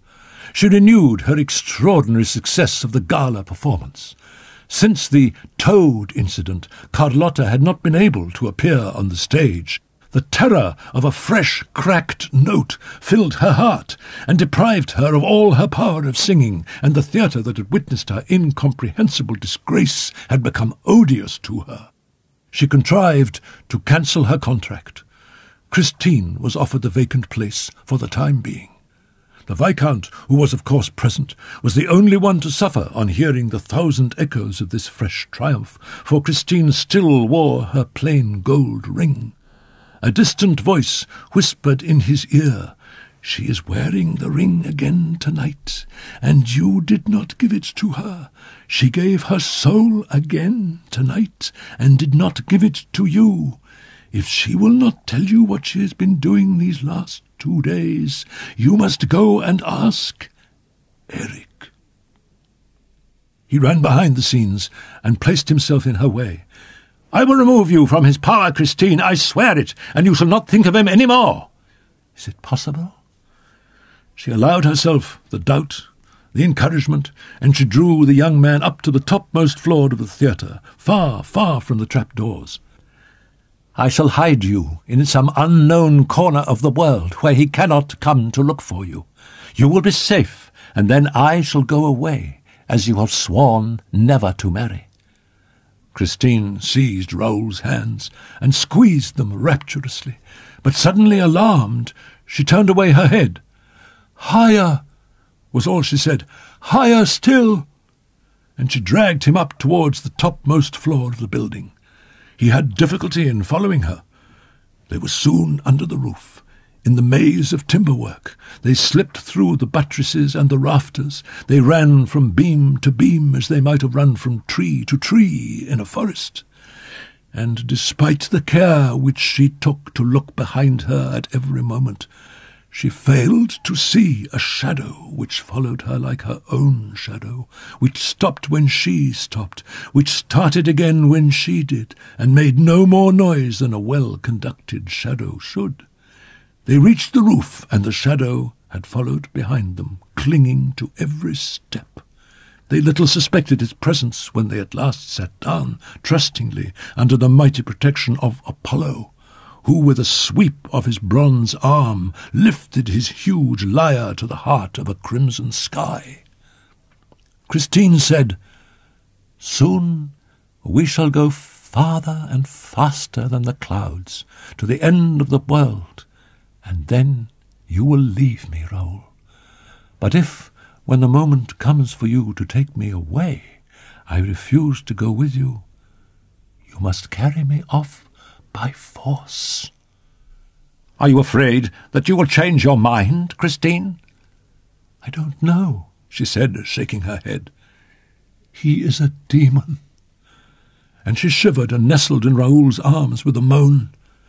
"I am afraid now of going back to live with him in the ground." "But what compels you to go back, Christine?" he asked frantically. "If I do not go back to him, terrible misfortunes may happen. I have only a day left, and if I do not go, he will drag me down with him and go on his knees before me. He will tell me that he loves me, and he will cry. Oh, those tears, Raoul! I cannot bear to see those tears flow again." She wrung her hands in anguish, while Raoul pressed her to his heart. "No, no, you shall never again hear him tell you that he loves you, or see his tears. We must leave at once, Christine." And he tried to drag her away then and there, but she stopped him. "No, no," she said, shaking her head sadly. "Not now. It would be too cruel. Let him hear me sing tomorrow evening, and then we will go away. You must come and fetch me in my dressing-room at midnight exactly. He will be waiting for me in the dining-room by the lake. We shall be free, and you shall take me away. You must promise me that, Raoul, even if I refuse, for I feel that if I go back this time I shall never return." And she gave a sigh which seemed to be echoed by another sigh behind her. "Did you hear that?" "No," said Raoul. "I heard nothing." "It is too terrible to be always trembling like this, and yet we run no danger here. We are at home in the open air, in the light. The sun is flaming, and night birds cannot bear to look at the sun. I have never seen him by daylight. It must be awful. Oh, the first time I saw him I thought I would die. I heard his voice for 3 months without seeing him. The first time I thought as you did, that the angelic voice was singing in another room. I went out and looked everywhere, but I could not find the voice outside my room, though it went on steadily inside. And it not only sang, but it spoke to me and answered my questions like a real man's voice. I had never forgotten the angel of music whom my poor father had promised to send to me as soon as he was dead. I really think that Mamma was a little bit to blame. I told her about it, and she at once said, 'It must be the angel. At any rate you can do no harm by asking him.' I did so, and the man's voice replied that yes, it was the angel's voice, the voice which I was expecting and which my father had promised me. From that time onward, the voice and I became great friends. It asked if it could give me lessons every day. You have no idea, though you have heard the voice, of what those lessons were like. We were accompanied by a music which I had never heard before. It was behind the wall and wonderfully accurate. The voice seemed to understand mine exactly. One day it said, 'Wait and see, we shall conquer Paris.' And I lived on in a sort of ecstatic dream. It was then that I saw you for the first time one evening in the audience. I was so glad to see you again that I never thought of concealing my delight when I reached my dressing-room. Unfortunately, the voice was there before me, and soon noticed that something had happened. It asked what was the matter, and I saw no reason for keeping our story secret, or concealing the place which you filled in my heart. Then the voice was silent. I called to it, but it did not reply. I begged and entreated, but in vain. I was terrified lest it had gone for good. I wished to heaven it had, dearest. That night I went home feeling desperate. I told Mamma, who said, 'Why, of course, the voice is jealous.' And that, dear, first revealed to me that I loved you." Christine stopped and laid her head on Raoul's shoulder. They sat like that for a moment in silence, and they did not see, a few steps away from them, the creeping shadow of 2 great black wings, a shadow that came along the roof, so near that it could have stifled them with one gesture. "The next day," continued Christine with a sigh, "I went back to my dressing-room, and the voice was there. It told me plainly that if I must bestow my heart on earth, there was nothing for it to do but to go back to heaven. And it said this with such an accent of human sorrow that I ought then and there to have suspected and begun to believe that I was the victim of my deluded senses. But my faith in the voice, with which the memory of my father was so closely mingled, remained undisturbed. I feared nothing so much as that I might never hear it again. I had thought about my love for you and realized how useless it was. Whatever happened, your position in society forbade me to contemplate the possibility of ever marrying you, and I swore to the voice that you were no more to me than a brother, nor ever would be, and that my heart was incapable of any earthly love. And that, dear, was why I refused to recognize or see you when I met you on the stage or in the passages. I don't know how it was that Carlotta did not come to the theatre that night, nor why I was called upon to sing in her stead, but I sang with a rapture I had never felt before, and I felt for a moment as if my soul were leaving my body. Then I felt myself fainting. I closed my eyes, and when I opened them, you were by my side, but the voice was there also, Raoul. It said that if I did not love you, I would not avoid you, but treat you like any other friend. At last I said to the voice, "That will do. I am going to Perrault tomorrow to pray on my father's grave, and I shall ask Monsieur Raoul de Chagny to go with me." "Do as you please," replied the voice, "but I shall be at Perrault too, for I am wherever you are, Christine." "But why did you not get rid of the nightmare once you knew the truth about him?" Raoul begged her. "Know the truth, Raoul? But I was not caught in the nightmare until the day when I learned the truth. Do you remember that terrible evening when the chandelier crashed to the floor of the opera house? The voice had told me that it would be at the performance, and I was really afraid for it, just as if it had been an ordinary person. I thought that if it was safe, it would be sure to be in my dressing room, so I went there immediately. Suddenly, I heard a long, beautiful wail, and recognized it to be the music which you and I had heard at Perrault. Then the voice began to sing. 'Come and believe me. Whoso believes in me shall never die.' I cannot tell you the effect which that music had upon me. It seemed to command me personally to come to it, and I followed. There was a mirror in front of me, and suddenly I was outside the room without knowing how. I was in a dark passage, and I saw a faint red glimmer in a distant angle of the wall. I cried out. My voice was the only sound, for the singing and the violin had stopped, and then I felt a hand on mine, or rather a stone-cold, bony thing that seized my wrist and did not let go. I struggled for a little while and then gave up. I was dragged towards the little red light, and then I saw that I was in the hands of a man wrapped in a large cloak and wearing a mask that hid his whole face. I made one last effort. I opened my mouth to scream, but a hand closed it, a hand that smelt of death. Then I fainted. When I opened my eyes, we were still surrounded by darkness. We were on the edge of a lake whose leaden waters stretched into the darkness. The red light lit up the bank, and I saw a little boat fastened to an iron ring on the wharf. The man lifted me into the boat, jumped in, and seized the oars. He rowed with a quick, powerful stroke, and his eyes, under the mask, never left me. We slipped across the noiseless water in the red light. Then we were in the dark again as we touched the shore, and I was once more taken up in the man's arms.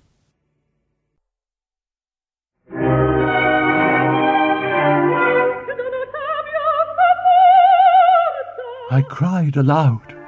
Then there was a dazzling light, and I found myself in the middle of a drawing-room, which seemed to be decorated with nothing but flowers, cut flowers, magnificent because of the silk ribbons that tied them into their baskets.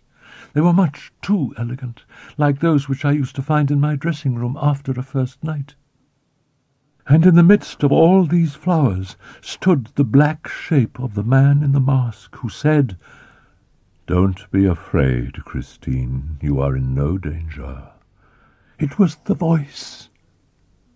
I rushed at the mask and tried to snatch it away so as to see the face of the voice, but it backed away and said, "You are in no danger, so long as you do not touch the mask." Taking me gently by the wrists, he forced me into a chair, then went down on his knees before me. I felt that this was some terrible eccentric person who had mysteriously succeeded in taking up his abode there under the cellars of the opera house, and the voice which was on its knees before me was a man. I began to cry. The man, still kneeling, must have understood the cause of my tears, for he said, "It is true, Christine. I am not an angel, nor a genius, nor a ghost. I am Eric." Christine's narrative was again interrupted. An echo behind them seemed to repeat the word after her. Eric. They both turned round and saw that night had fallen. Raoul made a movement as though to rise, but Christine pulled him back. "Don't go," she said. "I want you to know everything here." "But why here, Christine?" "Because we are safe here." "But, Christine, something tells me that we are wrong to wait till tomorrow evening, and that we ought to fly at once. I tell you that if he does not hear me sing tomorrow, it will cause him infinite pain. Does he love you so much? He would commit murder for me. Then why, when you were able to run away, did you go back to him?" "Because I had to. And you will understand that when I tell you how I left him." "Oh, I hate him!" cried Raoul. "And you, Christine, tell me, do you hate him too?" "No," said Christine simply. "He fills me with horror, but I do not hate him. How can I hate him, Raoul? Think of Eric at my feet, in the house on the lake, underground. He lays at my feet, an immense and tragic love. He has imprisoned me with him underground, for love, but he respects me.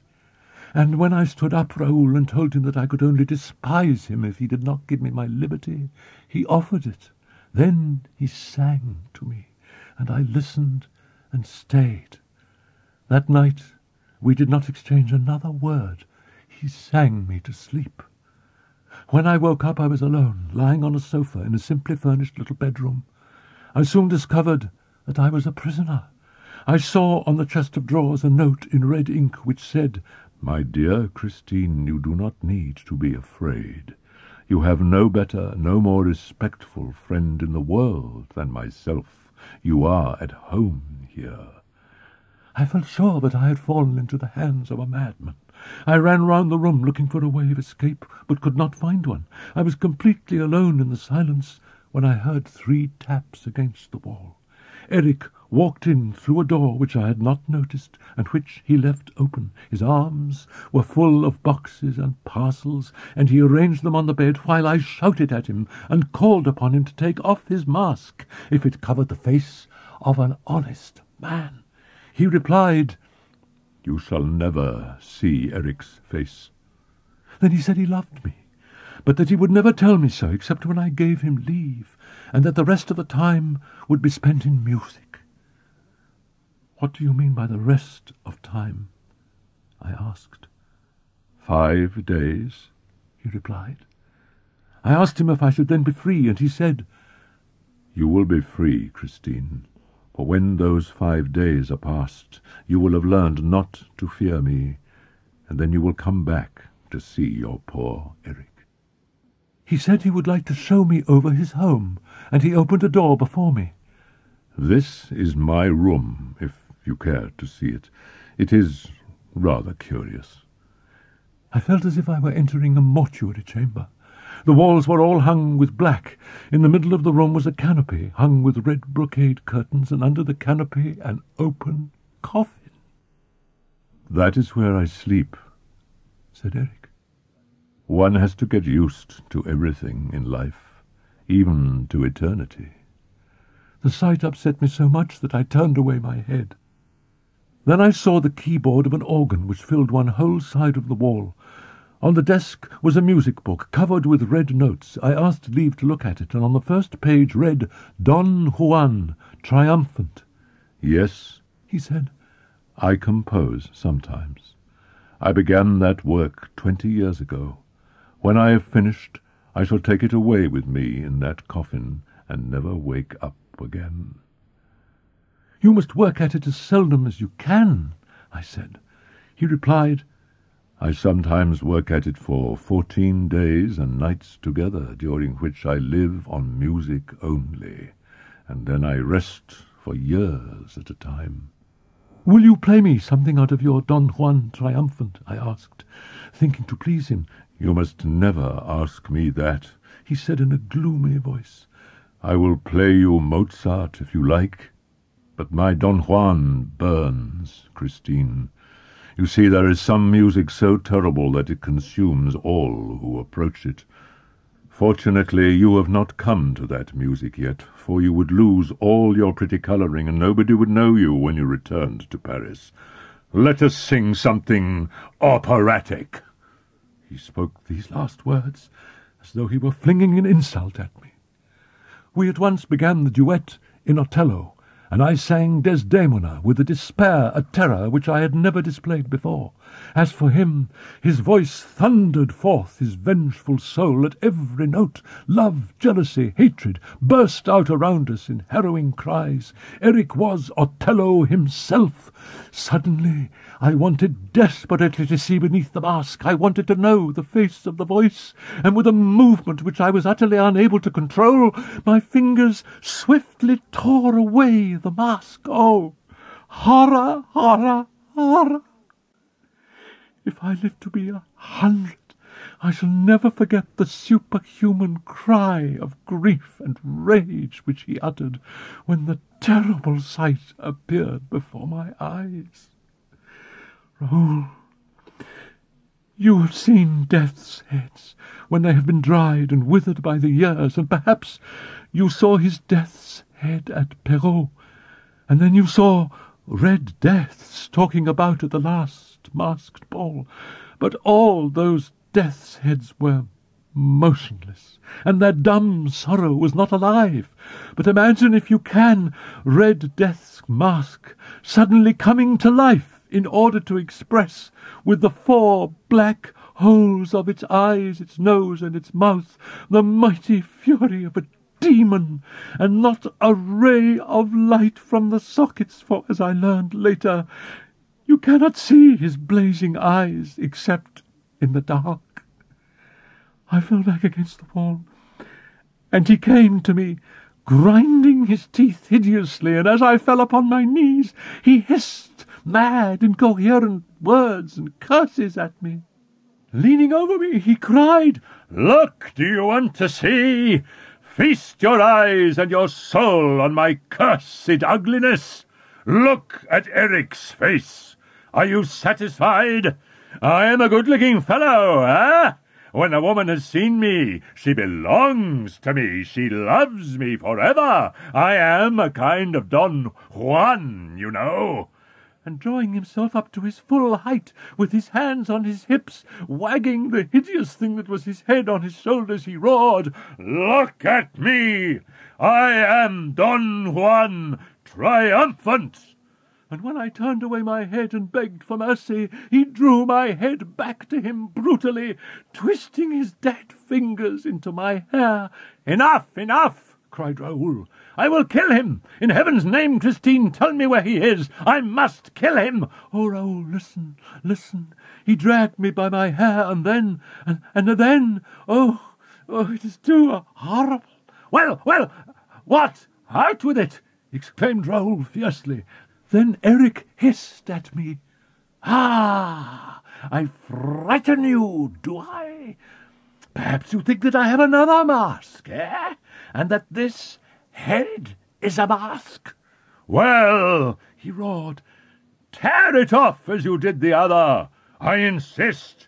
Give me your hands." And he seized my hands and dug them into his awful face. He tore his flesh with my nails, his terrible dead flesh. "No," he shouted, "that it is a corpse that loves you and adores you, and will never, never leave you. Look, I am not laughing now. I am crying for you, Christine, who have torn off my mask, and who therefore can never leave me again. As long as you thought I was handsome, you could have come back. I know you would have come back, but now that you know my hideousness, you would run away for good. So I must keep you here. Oh, mad Christine, who wanted to see me!" He had let go of me at last and was sobbing dreadfully. Then he disappeared into his room, closed the door, and left me alone again. Presently I heard the sound of the organ, and what he played was utterly different from what had charmed me up to then. His Don Juan triumphant, for I was sure that he had rushed to his masterpiece to forget the horror of the moment, seemed to me at first one long, agonizing, magnificent sob. But little by little I began to feel that it expressed every emotion, every suffering of which mankind is capable. It intoxicated me, and I opened the door that separated us. Eric rose as I entered, but dared not turn in my direction. "Eric!" I cried. "Show me your face without fear. I swear that you are the most unhappy and sublime of men, and if I ever again tremble when I see your face, it will be because I am thinking of the splendor of your genius."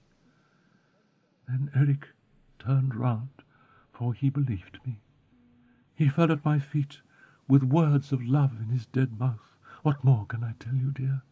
This went on for a fortnight during which I lied to him.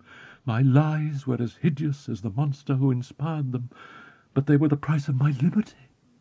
Gradually, I gave him such confidence that he ventured to take me walking on the banks of the lake and to row me in the boat.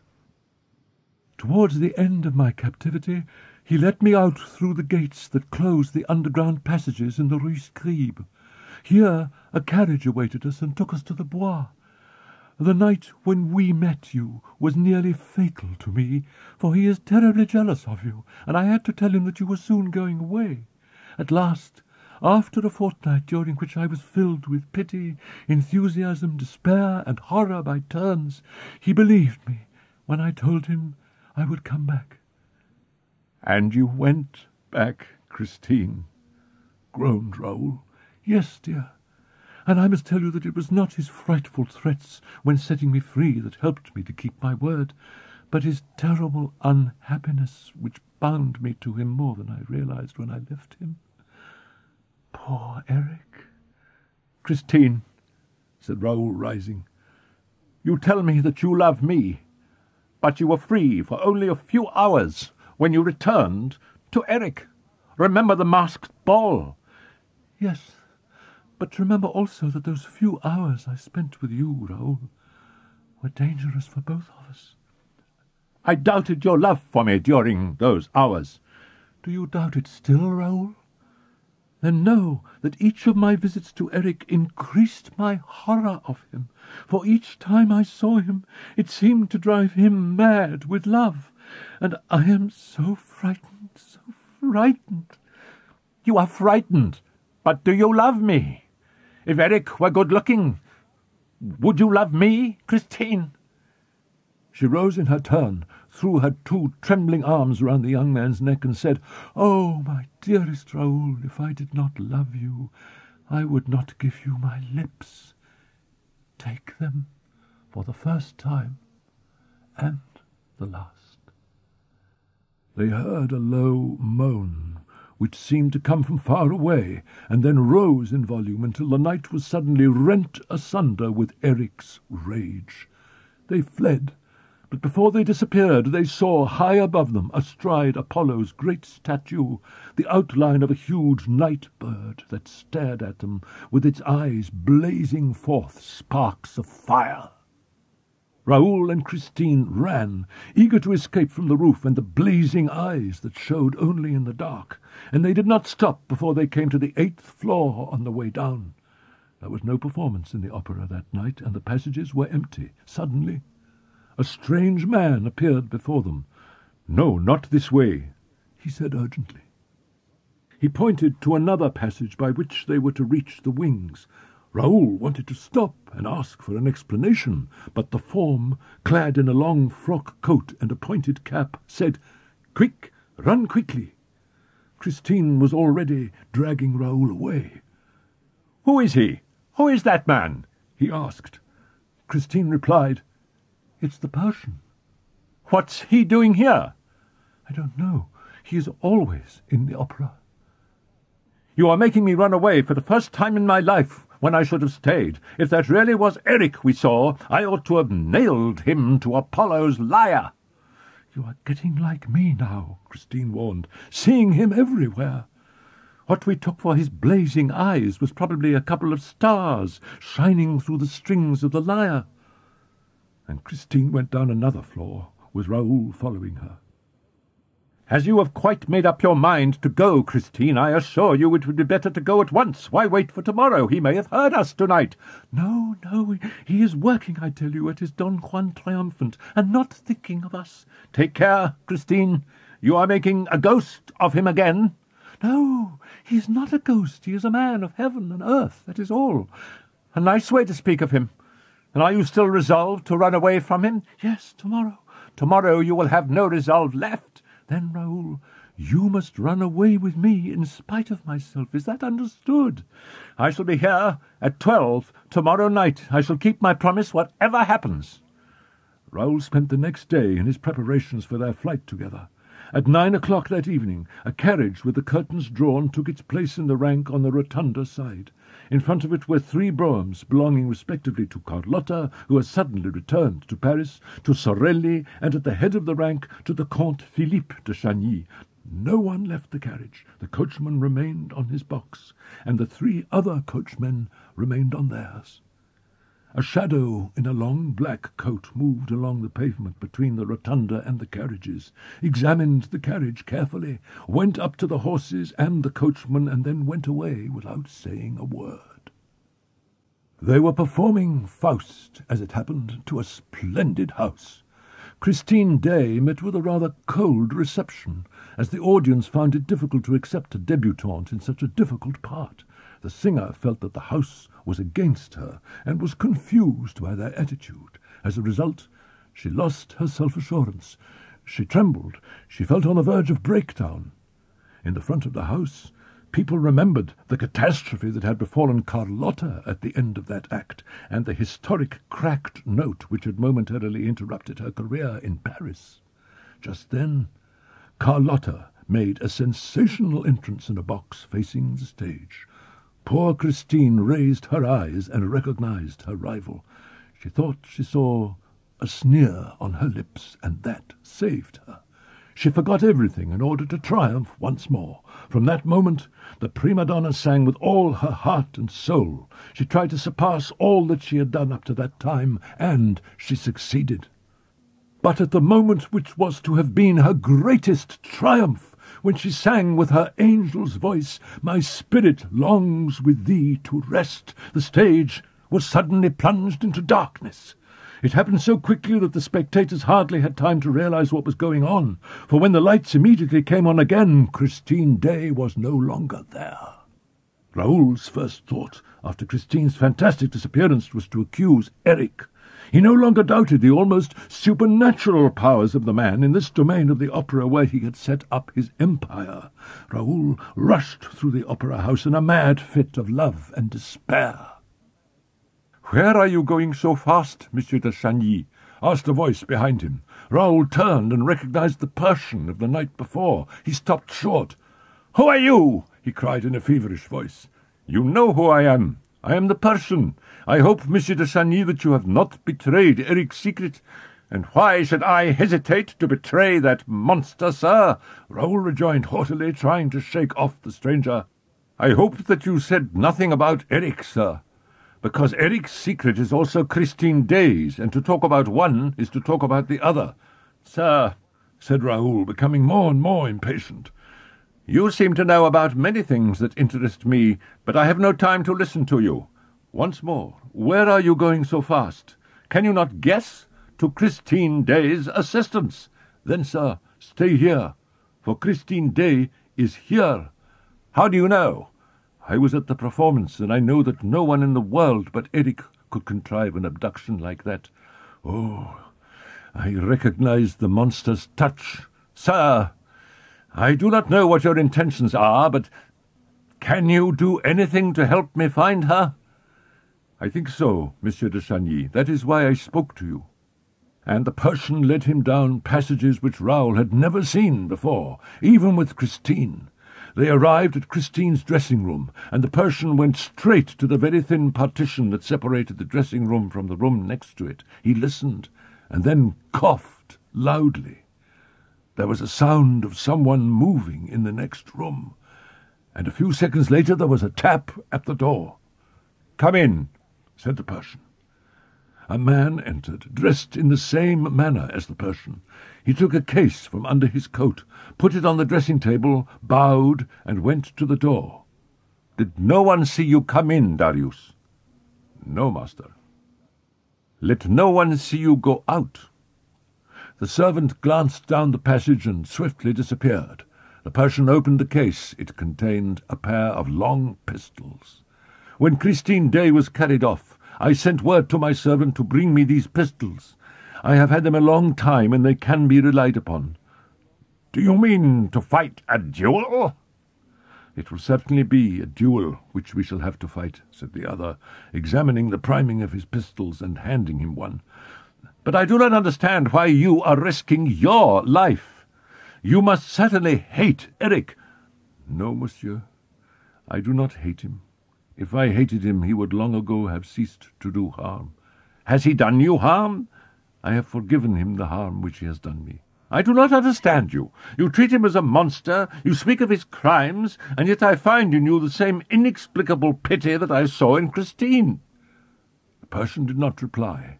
He fetched a stool and set it against the wall, facing the great mirror that filled the whole of the partition opposite. Then he climbed on the stool and seemed to be looking for something. "Ah," he said after a long search, "I have it." He pressed against a corner in the pattern of the paper, and then turned round and jumped off the stool. "In half a minute we shall be on his road." And crossing the whole length of the dressing-room, he felt the great mirror. No, it is not yielding yet. Bearing against the mirror after a short silence, he said, "It takes some time to release the counterbalance when you press on the spring from the inside of the room. It is different when you are behind the wall and can act directly on the counterbalance. Then the mirror turns at once." "It's not turning," said Raoul impatiently. "Oh, wait. You have time enough to be impatient, sir. The mechanism has obviously become rusty, or else the spring isn't working, unless it is something else," added the Persian anxiously. "What?" "He may simply have cut the cord of the counterbalance and blocked the whole apparatus." "Why should he? He doesn't know we are coming this way." "I dare say he suspects it, for he knows that I understand the system." "It's not turning. And Christine, sir, Christine!" The Persian said coldly, "We shall do all that is humanly possible to do, but he may stop us at the first step. He commands the walls, the doors, and the trapdoors. In my country he was known by a name which means the trapdoor lover." "But why do these walls obey him alone? He did not build them." "Yes, sir, that is just what he did do." Raoul looked at him in amazement, but the Persian made a sign for him to be silent and pointed to the glass. There was a sort of shivering reflection, and then all became stationary again. "You see, sir, but it is not turning. Let us take another road." "Tonight there is no other," declared the Persian in a sad voice. "Now look out and be ready to fire." He raised his pistol opposite the glass. Raoul imitated his movement. With his free arm the Persian drew the young man to his chest, and suddenly the mirror turned in a blinding daze of cross lights, hurling them from the full light into the deepest darkness. "Hold your hand high, ready to fire," repeated Raoul's companion quickly. The wall behind them closed again, and the two men stood motionless for a moment, holding their breaths. At last the Persian made a movement, and Raoul heard him drop to his knees and feel for something in the dark. He stood up, and Raoul saw that he had a lantern. The little red disc turned in every direction, and Raoul observed that the floor, the walls, and the ceiling were all made out of planking. This was Eric's secret route to reach Christine's dressing-room. It had been contrived at the time of the Paris Commune to allow the jailers to move their prisoners straight to the dungeons constructed for them in the cellars. The Persian went on his knees again and put his lantern on the ground. He seemed to be working at the floor. Suddenly he turned off his light. Then Raoul heard a faint click and saw a very pale luminous square in the floor of the passage. It was as though he had opened a window. "Follow me, and do all that I do." Raoul turned to the opening and saw his guide, who was still on his knees, then hang by his hands from the rim with his pistol between his teeth and slide into the cellar below. Raoul went on his knees also and hung from the trap with both hands. "Let go," said a voice. He dropped into the arms of the Persian and found he was in the cellars. The cellars of the opera are enormous and 5 in number. Following the Persian, Raoul wondered what he would have done without him in that extraordinary labyrinth. They eventually arrived in the huge cellars directly below the stage. They must at this time have been at an extremely great depth, when we remember that the earth was dug out 50 feet below the water that lay under the whole of that part of Paris. Much water had to be removed in the building of the opera. The amount of water that was pumped up represented the area of the courtyard of the Louvre, and a height half as deep again as the towers of Notre Dame. Nevertheless, the engineers had to leave a lake. The Persian touched a partition wall and said, "If I am not mistaken, this wall belongs to the house on the lake." Raoul flung himself against the wall and listened eagerly. But he heard nothing except distant steps sounding on the floor of the upper portions of the theatre. The Persian darkened his lantern again. "We shall try another way of getting in," and he led him back to the little staircase by which they had descended. They went up, stopping at each step until they reached the 3rd cellar. Here the Persian motioned to Raoul to go down on his knees, and in this way they crawled to the end wall. The Persian pressed against the wall. Then a stone gave way, leaving a narrow hole in the wall. He stopped almost at once. Raoul heard him say in a whisper, "We shall have to drop a few yards without making a noise. Take off your boots." He crawled a little further on his knees and then turned right round and, facing Raoul, said, "I am going to hang by my hands from the edge of the stone and let myself drop into his house. You must do exactly the same. Do not be afraid. I will catch you in my arms." Raoul soon heard a dull thud as the Persian jumped down and then dropped in his turn. "Shh!" whispered the Persian, and they stood motionless, listening. The Persian stooped and picked up something, a sort of cord, which he examined for a second and flung away with horror. "The Punjab lasso." "What is it?" "It might very well be the rope which Joseph Buquet was hanged with, the rope which they spent such a long time looking for." And suddenly, seized with a fresh anxiety, he moved his lantern over the walls, and then they saw a curious thing. The trunk of a tree which seemed to be still quite alive, and the branches of that tree running right up the walls and disappearing into the ceiling. Because of the light's smallness, it was difficult at first to make out what it looked like. They saw a corner of a branch, a leaf, and then another leaf, and next to it nothing at all but a ray of light that seemed to make its own reflection. Raoul passed his hand over that reflection. "The wall is a looking-glass." "Yes, a looking-glass." Passing the hand that held the pistol over his moist forehead, he said, "We have dropped into the torture chamber." What the Persian knew of this torture chamber, and what happened to his companion and himself, shall be told in his own words, as set down in a manuscript which he left behind him, and which I reproduce as I found it. The Persian's Narrative. It was the first time that I had ever been to the house on the lake. I had often begged Eric to open its mysterious doors to me. He always refused. Watch him as I might, the darkness was always too impenetrable to allow me to see how he worked the door in the wall on the lake. One day, when I thought I was alone, I stepped into the boat and rowed towards that part of the wall through which I had seen Eric disappear. It was then that I heard the siren who guarded the approach, and whose charm was very nearly fatal to me. I had no sooner left the bank than the silence was disturbed by a sort of whispered singing that hovered all around me.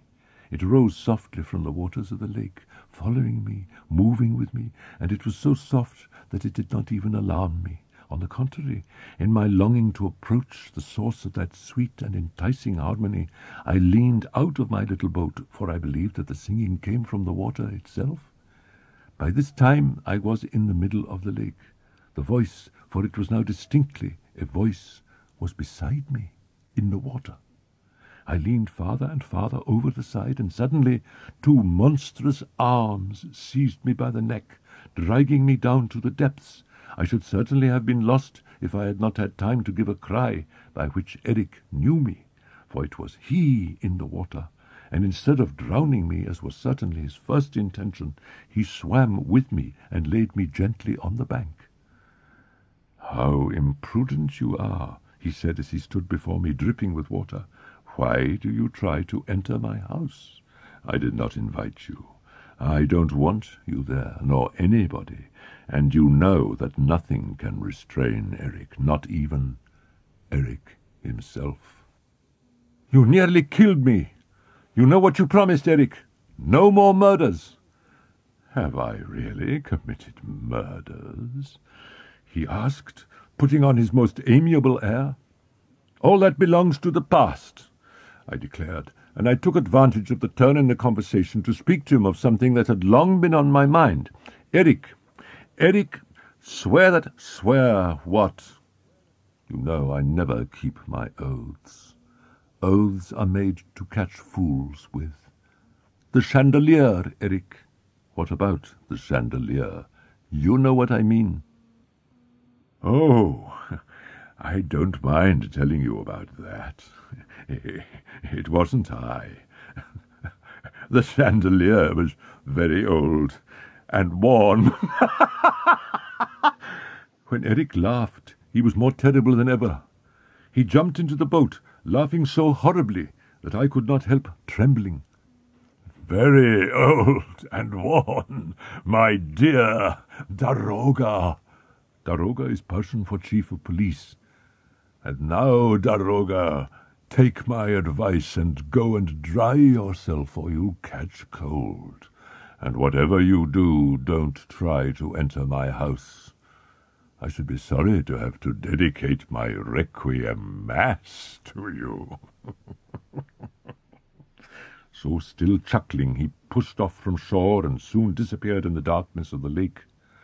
From that day I gave up all thought of penetrating into his house by way of the lake. That entrance was obviously too well guarded, especially since he had learned that I knew about it. But I felt that there must be another entrance, for I had often seen Eric disappear in the 3rd cellar, though I could not imagine how. By watching his movements, I soon discovered the curious relationship which existed between this monster and Christine Daae. Hiding in her room, I listened to wonderful musical displays that evidently sent Christine into such ecstasy, but I was puzzled at how Eric's voice, which was as loud as thunder or as soft as an angel's voice, could have made her forget his ugliness. I understood, however, when I learned that Christine had never seen him. I went to the dressing-room, and remembering the lessons he had once given me, I had no difficulty in discovering the trick that made the wall with the mirrors swing round, and thus I ascertained the means by which he made his voice carry to Christine. In this way also I discovered the road that led to the well and the dungeon, the communard's dungeon, and also the trapdoor that enabled Eric to go straight to the cellars below the stage. I discovered that Christine was a prisoner in the house on the lake. Without hesitation I resolved to return to the shore, notwithstanding the certain danger. For 24 hours I lay watching for the monster to appear. I was beginning to think that he had gone through the other door in the 3rd cellar when I heard a slight splash in the dark. I saw the 2 yellow eyes shining like candles, and soon the boat touched the shore. Eric jumped out and walked up to me. His anger was terrible to see. "Yes, you must learn, once and for all. I tell you that with your recklessness I shall soon be discovered, and if I am, you will be in trouble. I won't be answerable for anything that happens to you.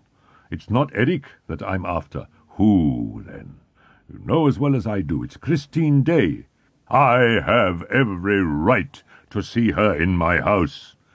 I am loved for my own sake. That's not true. You carried her off, and you're keeping her locked up.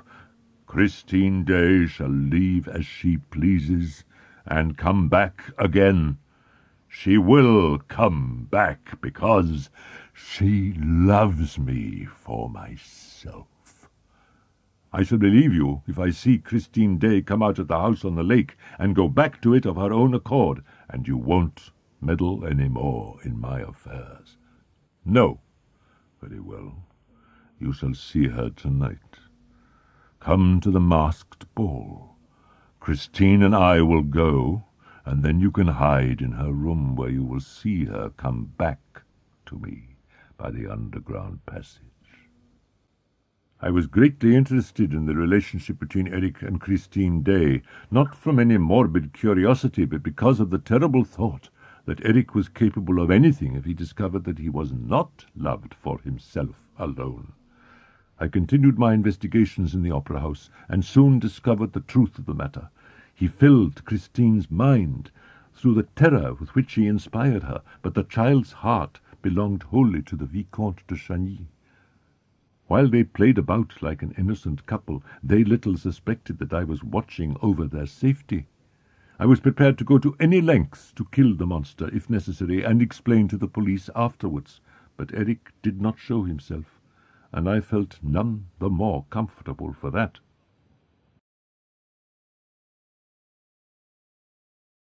On the day of the abduction of Christine Daae, I did not come to the theatre until rather late in the evening.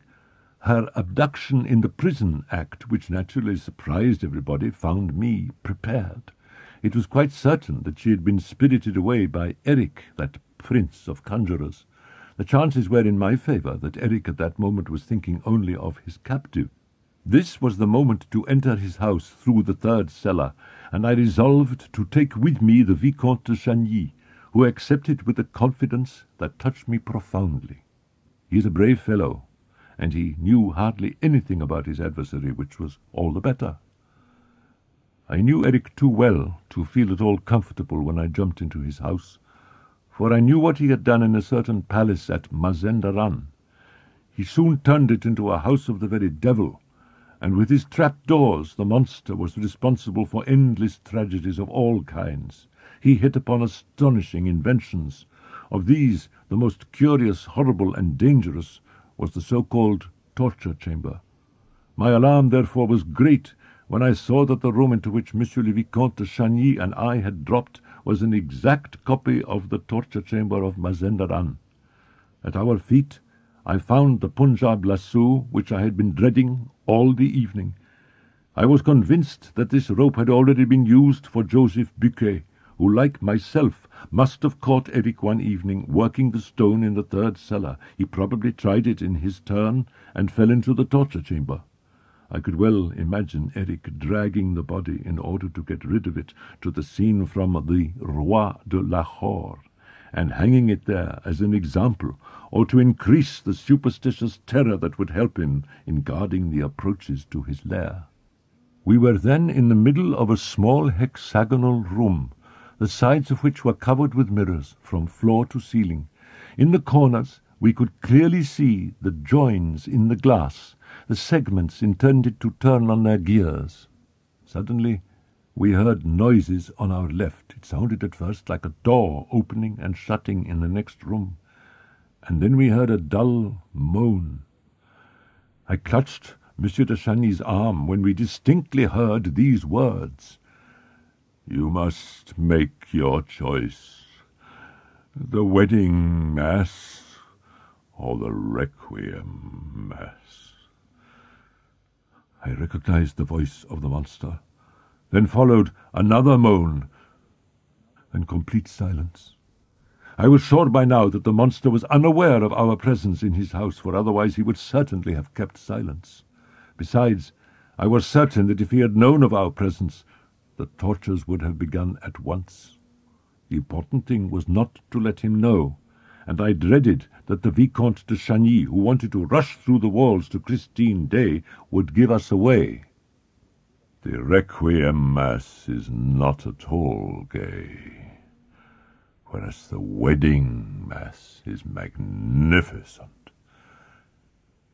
I can't go on living like this, like a mole under the ground. Don Juan Triumphant is finished. Now I want to live like a normal man and have a wife like everybody else. You will be the happiest of women, you know, and we will sing all by ourselves until we swoon away with delight. You are crying. You are afraid of me. And yet I am not really wicked. Love me, and you shall see. All I wanted was to be loved for myself. If you loved me, I should be as gentle as a lamb, and you could do anything with me that you pleased. Monsieur de Chagny and I recognized that this terrible lamentation came from Eric himself. 3 times over, Eric fiercely bewailed his fate. You don't love me, you don't love me, you don't love me. Why do you cry? You know it hurts to see you cry. A silence. Suddenly, the silence in the next room was disturbed by the ringing of a bell. There was a sound on the other side of the wall, Eric's voice of thunder. Somebody ringing! Come in! Who has come bothering me now? Wait for me here. I'm going to tell the siren to open the door. We heard his steps move away, a door close. I had no time to think of the fresh horror that he was preparing. My only thought was that Christine was alone behind the wall. The Vicomte de Chagny was already calling to her. "Christine! Christine!" At last a faint voice reached us. "I am dreaming," it said. "Christine! It is Raoul!" A silence. "But answer me, Christine! In heaven's name, if you are alone, answer me!" Then Christine's voice whispered Raoul's name. "Yes, yes, it is I. It is not a dream. Christine, trust me. We are here to save you, but be careful. When you hear the monster, warn us." Trembling lest Eric should discover where Raoul was hidden, she told us in a few hurried words that Eric had gone quite mad with love, and that he had decided to kill everybody and himself if she did not consent to become his wife. He had given her till 11 o'clock the next evening for reflection. If the answer was still no, he had repeated, "Everybody will be dead and buried."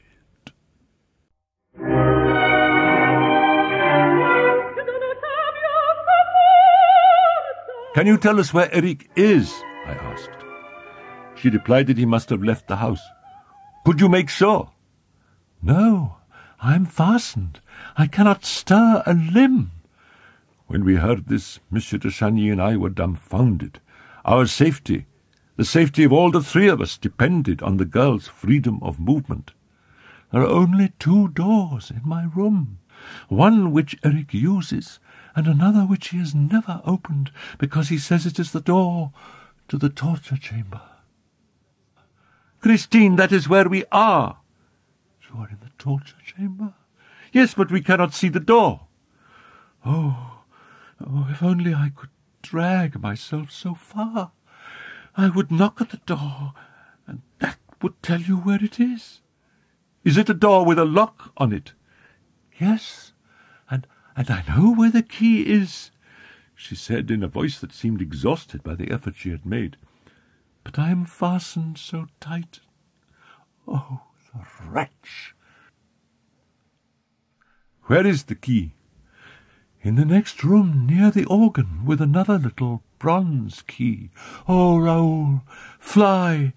Everything is mysterious and terrible here, and Eric will soon have gone quite mad, and you are in the torture chamber. Go back the way you came. Christine, we will go from here together or die together. Mademoiselle, I declared, the monster bound you, and he shall unbind you. You have only to play the necessary part. Remember that he loves you. Alas, am I likely to forget it? Remember it, and smile on him, entreat him. Tell him that your bonds hurt you. Hush!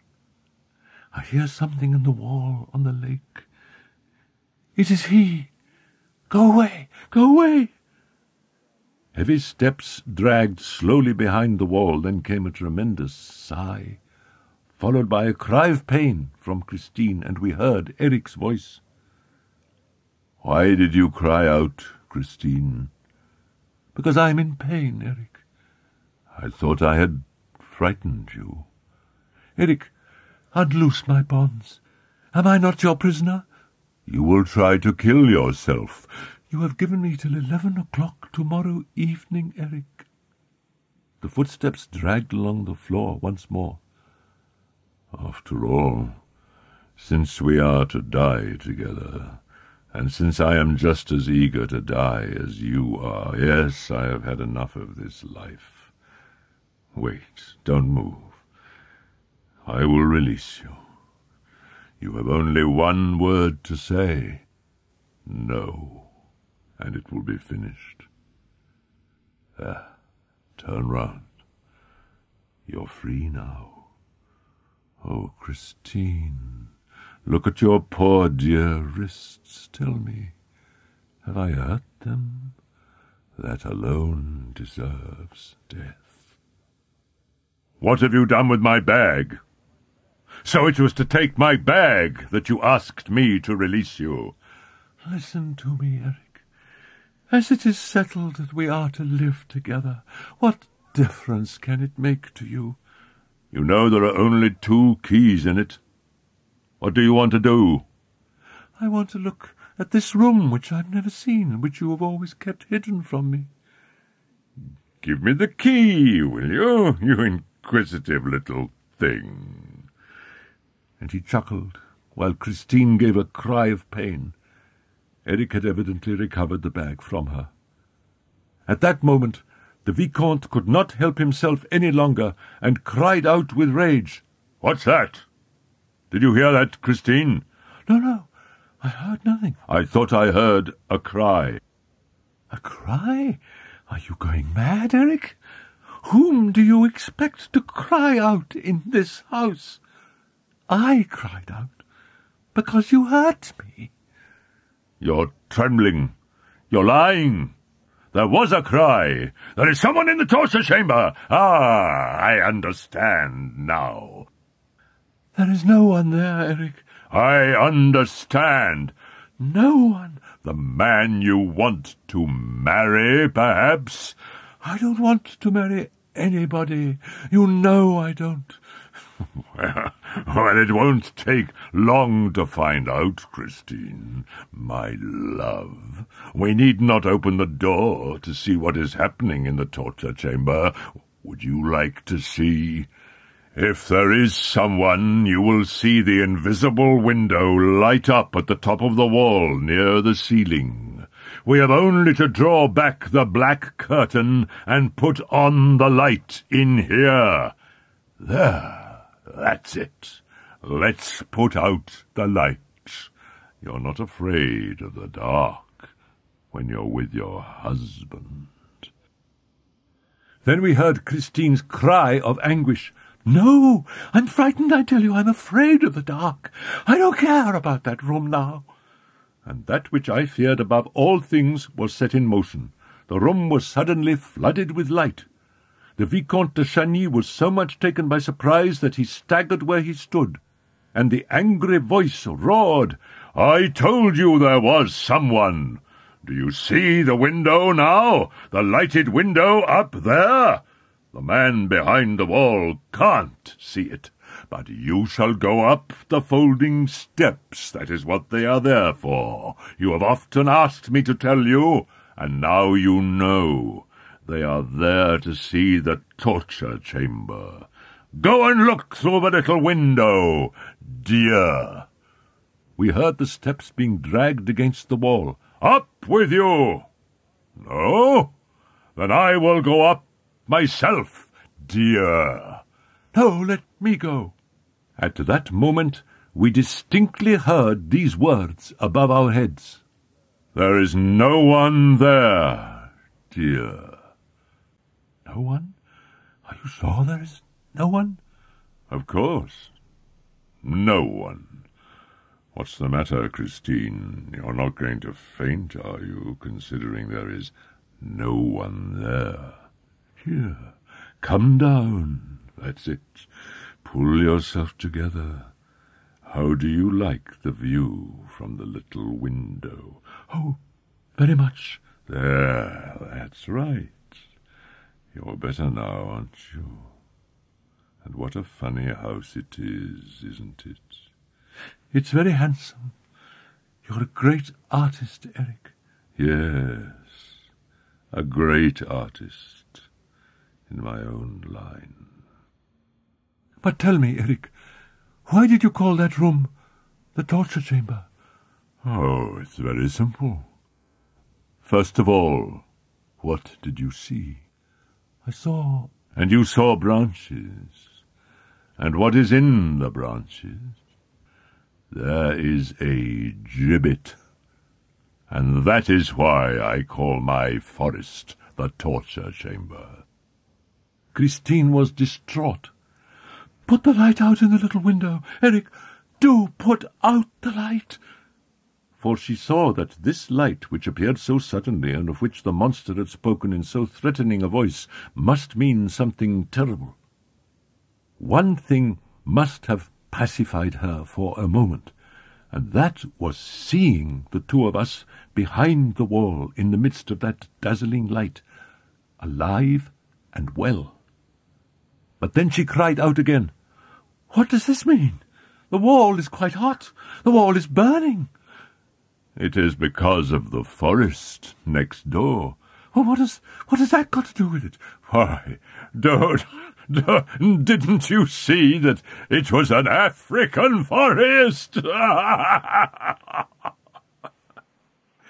And the monster laughed so loudly and hideously that we could no longer distinguish Christine's cries.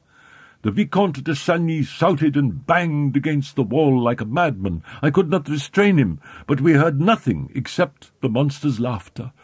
Then there was the sound of a body falling on the floor and being dragged along. A door slammed, and then another. Nothing more, save the scorching silence of the torture chamber. There was only one possible outlet, that opening into the room where Eric and Christine Daae were. But though this outlet looked like just an ordinary door on their side, it was absolutely invisible to us. When I was quite sure that there was no hope for us from Christine Daae's side, I resolved to set to work without delay. But I had first to calm Monsieur de Chagny, who was already walking about like a madman, uttering incoherent cries. The snatches of conversation which he had caught between Christine and the monster had driven him mad with despair. Add to that the shock of the magic forest and the scorching heat which was beginning to make the perspiration stream down his temples, and you will have no difficulty in understanding his state of mind. He shouted Christine's name, brandished his pistol, and rushed against the glass walls in his endeavours to break through them. The torture was beginning to work its spell upon a brain unprepared to resist it.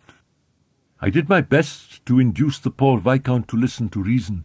I made him touch the mirrors and the iron trees and the branches, and explained to him logically all the luminous imagery which surrounded us.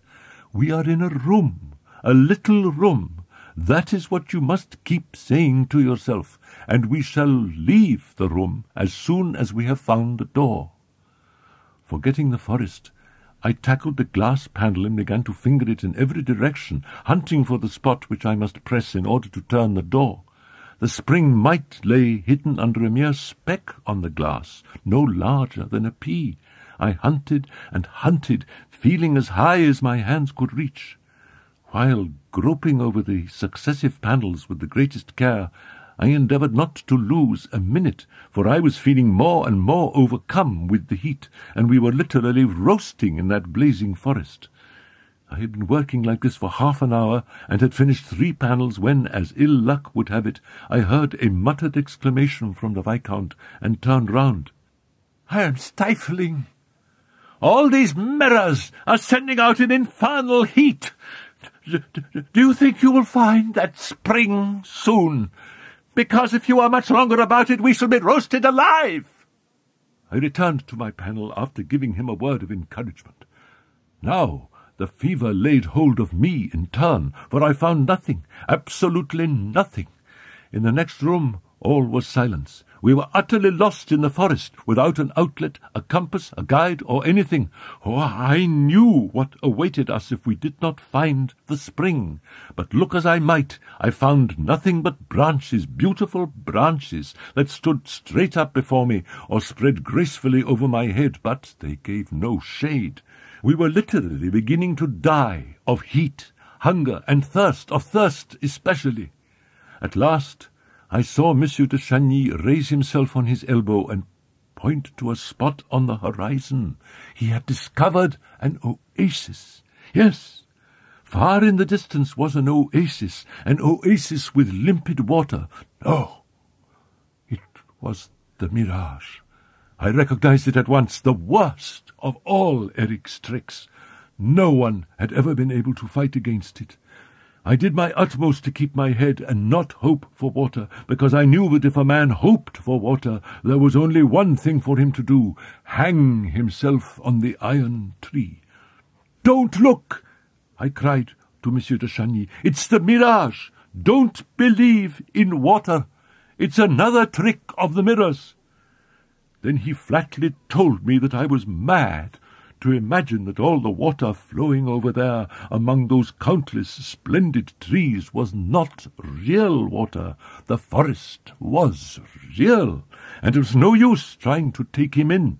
And he dragged himself along repeatedly over and over again, saying, "Water, water!" And his mouth was open as though he were drinking, and my mouth was open too, as though I were drinking. Lastly, and this was the most pitiless torture of all, we heard the rain, and it was not raining. Ah, you should have seen us putting out our tongues and dragging ourselves towards the rippling river bank.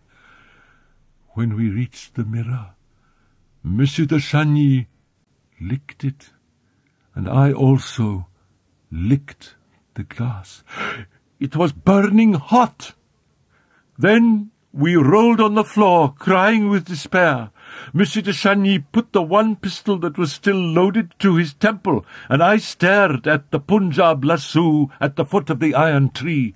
Then, as I stared at it, I saw a thing which made me start so violently that I seized my friend by the arm and dragged myself on my knees towards what I had seen. I had discovered, near the Punjab lasso, in a groove in the floor, a black-headed nail, which I recognized. At last I had found the spring. I felt the nail, and as we watched in amazement, it yielded to my pressure. The mechanism released a trap-door in the floor. Cool air rushed up through the black hole below. We stooped down with our faces in the cool shade, and we drank in the coolness. I thrust my arm into the darkness and came upon a stone, then another, a dark staircase leading into the cellar. The Viscount wanted to fling himself down the hole, but fearing a new trick of the monster's, I stopped him, turned on my dark lantern, and went down first. The staircase was a winding one, and led down into pitchy darkness. We soon reached the bottom.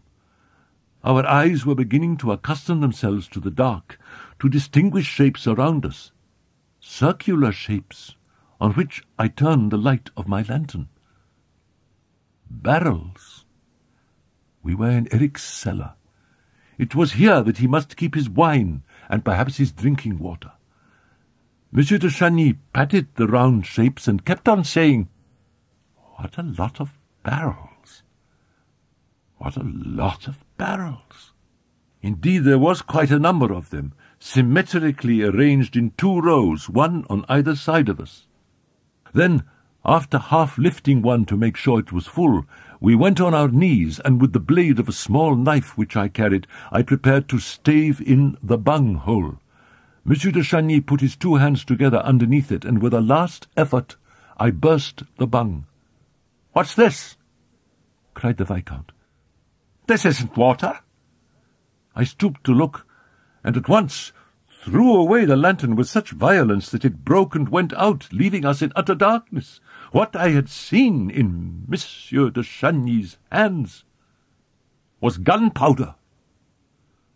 The discovery flung us into a state of alarm that made us forget all our past and present sufferings. We now knew what the monster meant when he said to Christine Daae, "If your answer is no, everybody will be dead or buried." Yes, buried under the ruins of the Paris Opera House. The monster had given her until 11 o'clock in the evening. He had chosen his time well. There would be many people up there in the theatre, and we would all be blown up in the middle of the performance if Christine Daae said no. And what else could she say but no? She did not know that her decision would decide the fate of hundreds of people. We dragged ourselves through the darkness, feeling our way to the stone steps. At last I found the staircase, but suddenly I stopped on the first step, for a terrible thought had come into my mind. What was the time? 11 o'clock tomorrow evening might be now, might be this very moment. Who could tell us the time? We seemed to have been imprisoned in that hell for days and days, for years, since the beginning of the world. Perhaps we should be blown up then and there. Ah, a sound, a crack. Did you hear that? There, in the corner, like a sound of machinery. Again. Oh, for a light. Perhaps it's the machinery which will blow everything up. Monsieur de Chagny and I began to yell like madmen. Fear spurred us on. We rushed up the staircase, stumbling as we went. We found the trapdoor still open, but it was now as dark in the room of mirrors as in the cellar we had just left. We dragged ourselves along the floor of the torture chamber, the floor between us and the gunpowder room. What was the time? We argued. We tried to calculate the time which we had spent there, but we were incapable of reasoning. If only we could see the face of a watch. Mine had stopped, but Monsieur de Chagny's was still going. He told me that he had wound it up before dressing for the opera. We had not a match upon us, so he broke the glass of his watch and felt the 2 hands. Judging by the space between the hands, he thought it might be just 11 o'clock. Suddenly I thought I heard footsteps in the next room. Someone tapped against the wall, and Christine's voice cried out, "Raoul! Raoul!" Christine sobbed and told us that the monster had done nothing but rave, waiting for her to give him the yes, which she refused. She had promised him that yes, if he would take her to the torture chamber, but he had been obstinate, and at last, after many hours of that hell, he had gone out, leaving her alone to reflect for the last time. What is the time now, Christine? 11 o'clock, in all but 5 minutes. He told me so before he went. He is quite mad. He said, 5 minutes, I leave you alone. And he gave me the little bronze key that opens the 2 ebony caskets on the mantelpiece. Then he said, in one of the caskets you will find a scorpion, in the other a grasshopper. They will say yes or no for you. If you turn the scorpion, I shall understand when I come back that you have said yes. The grasshopper will mean no. And he laughed like a demon. I did nothing but beg and entreat him to give me the key of the torture chamber, promising to be his wife if he granted me this request. But he told me that there was no further need for that key, and that he was going to throw it into the lake. And he laughed again, and left me. There was a pause. "Christine," I cried, "where are you?" "By the scorpion." "Don't touch it." I had the idea that the monster had perhaps deceived the girl once more. Perhaps it was the scorpion that would blow everything up. After all, why wasn't he there? The 5 minutes were long past, and he was not back. Perhaps he had taken shelter and was waiting for the explosion. Why had he not returned? He could not really expect Christine ever to consent to becoming his voluntary prey. "Don't touch the scorpion," I repeated. "Here he comes. I hear him. Here he is." We heard his steps approaching the Louis-Philippe room. He came up to Christine, but did not speak. Then I raised my voice. "Eric, it is I. Do you know me?" With extraordinary calmness, he at once replied, "So you are not dead in there. Well then, keep quiet." I tried to speak, but he said coldly, "Not a word, Doroga, or I shall blow everything up. The honor rests with Mademoiselle. Mademoiselle has not touched the scorpion nor the grasshopper. If you turn the grasshopper, Mademoiselle, we shall all be blown up. There is enough gunpowder under our feet to blow up half of Paris. If you turn the scorpion, all that powder will be flooded by the lake. Now, to celebrate our wedding, you shall make a very handsome present to a few hundred Parisians who are at this moment applauding a poor masterpiece of Meyerbeer's. You shall make them a present of their lives. For with your own fair hands you shall turn the scorpion, and merrily, merrily we shall be married. If in 2 minutes, Mademoiselle, you have not turned the scorpion, I shall turn the grasshopper, and the grasshopper, I assure you, will hop high." There was a terrible silence again. The Vicomte de Chagny, realizing that there was nothing left to do but pray, went down on his knees and prayed. "The 2 minutes are gone. Goodbye, Mademoiselle. Hop, grasshopper." "Eric, do you swear to me that the scorpion is the one to turn?" "Yes, to hop at our wedding." "Ah, you see, you said to hop." "At our wedding, ingenuous child, the scorpion opens the ball. But that will do, that will do. You won't have the scorpion? Then I turn the grasshopper." "Eric, Enough!" I was crying out in concert with Christine. Monsieur de Chagny was still on his knees praying. "Eric, I have turned the scorpion." Oh, the second which we waited to find ourselves blown to fragments amid the roar of the explosion.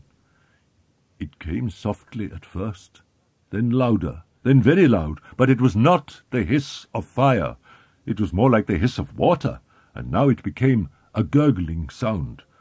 We rushed to the trapdoor. All our thirst, which had vanished when the terror came, now returned with the sound of the water.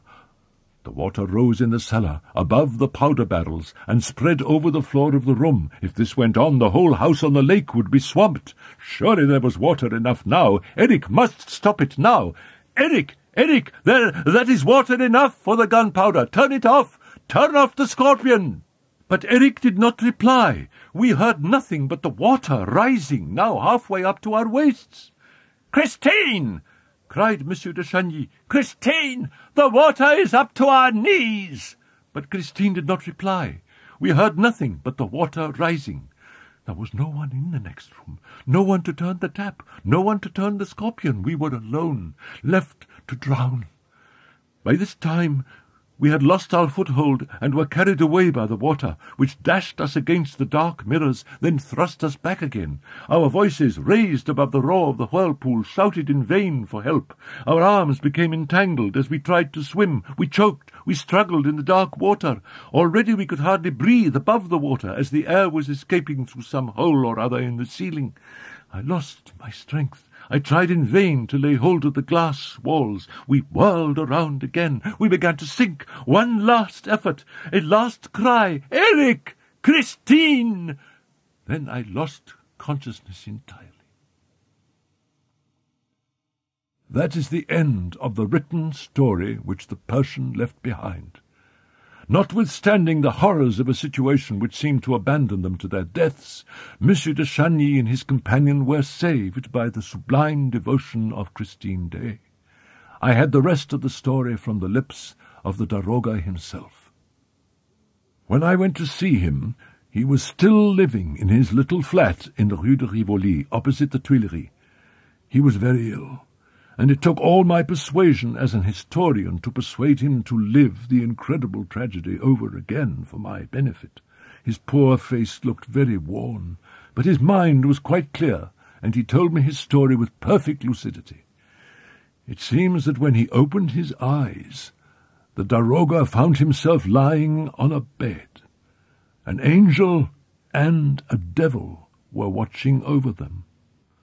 After the fantastic deceptions and illusions of the torture chamber, the normality of their quiet little room seemed invented for the express purpose of once more puzzling the mind of the mortal rash enough to stray into that house of living nightmare. And the masked figure seemed all the more formidable in this old-fashioned setting. It bent down over the Persian and said in his ear, "Are you better, daroga?" Christine Daae did not say a word. She moved about noiselessly, like a sister of charity who had taken a vow of silence. She brought a cup of cordial or of hot tea, he did not remember which. The man in the mask took it from her hands and gave it to the Persian. Monsieur de Chagny was still sleeping. Eric poured a drop of rum into the daroga's cup and, pointing to the Vicomte, said, "He came to himself long before we knew if you were still alive. He is quite well and sleeping." Eric left the room for a moment, and the Persian raised himself on his elbow, looked around and saw Christine sitting by the fireside. He called to her, but he was still very weak and fell back on his pillow. She came to him, laid her hand on his forehead, and went away again. And the Persian remembered that as she went, she did not so much as glance at Monsieur de Chagny, who was sleeping peacefully, and she sat down again in her chair by the chimney corner. Eric returned with some little bottles which he placed on the mantelpiece, and again, in a whisper, so as not to wake Monsieur de Chagny, he said to the Persian, after feeling his pulse, "You are now saved, both of you, and soon I shall take you up to the surface of the earth again, to please my wife." Thereupon he rose, without further explanation, and disappeared once more. The Persian now looked at Christine's quiet profile under the lamp. She was reading a tiny book with gilt edges. Very gently he called her again, but Christine was wrapped in her book and did not hear him. Eric returned, mixed the daroga a draught, and advised him not to speak to his wife again, nor to anyone, because it might be very dangerous to everybody. Eventually, the Persian fell asleep, like Monsieur de Chagny, and did not wake until he was in his own room, nursed by his faithful servant, who told him that on the night before he had been found propped against the door of his flat, where he had been brought by a stranger who rang the bell before going away. As soon as the daroga recovered his strength and his wits, he sat down to write. He had just written the last line of the narrative which I have quoted in the preceding pages, when his servant announced the visit of a stranger who refused his name, who would not show his face, and who declared simply that he did not intend to leave the place until he had spoken to the daroga.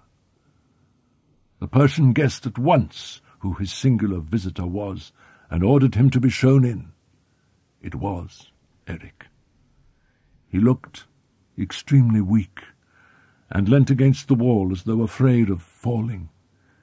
Taking off his hat, he revealed a forehead white as wax. The rest of his face was hidden by the mask. The Persian rose to his feet as Eric entered. "Murderer! What have you done with Monsieur de Chagny and Christine Daae?" Eric bowed his head and said, "I have come here to tell you that I am going to die." "Where are Raoul de Chagny and Christine Daae?" "Daroga, I am dying of love. I loved her so, and I love her still, Daroga. If you knew how beautiful she was when she let me kiss her. It was the first time, Daroga, the first time I ever kissed a woman. I kissed her alive, and she looked as beautiful as if she had been dead." The Persian shook Eric by the arm. "Will you tell me if she is alive or dead?" "Why do you shake me like that?" asked Eric, making an effort to control himself. "I tell you, I'm going to die.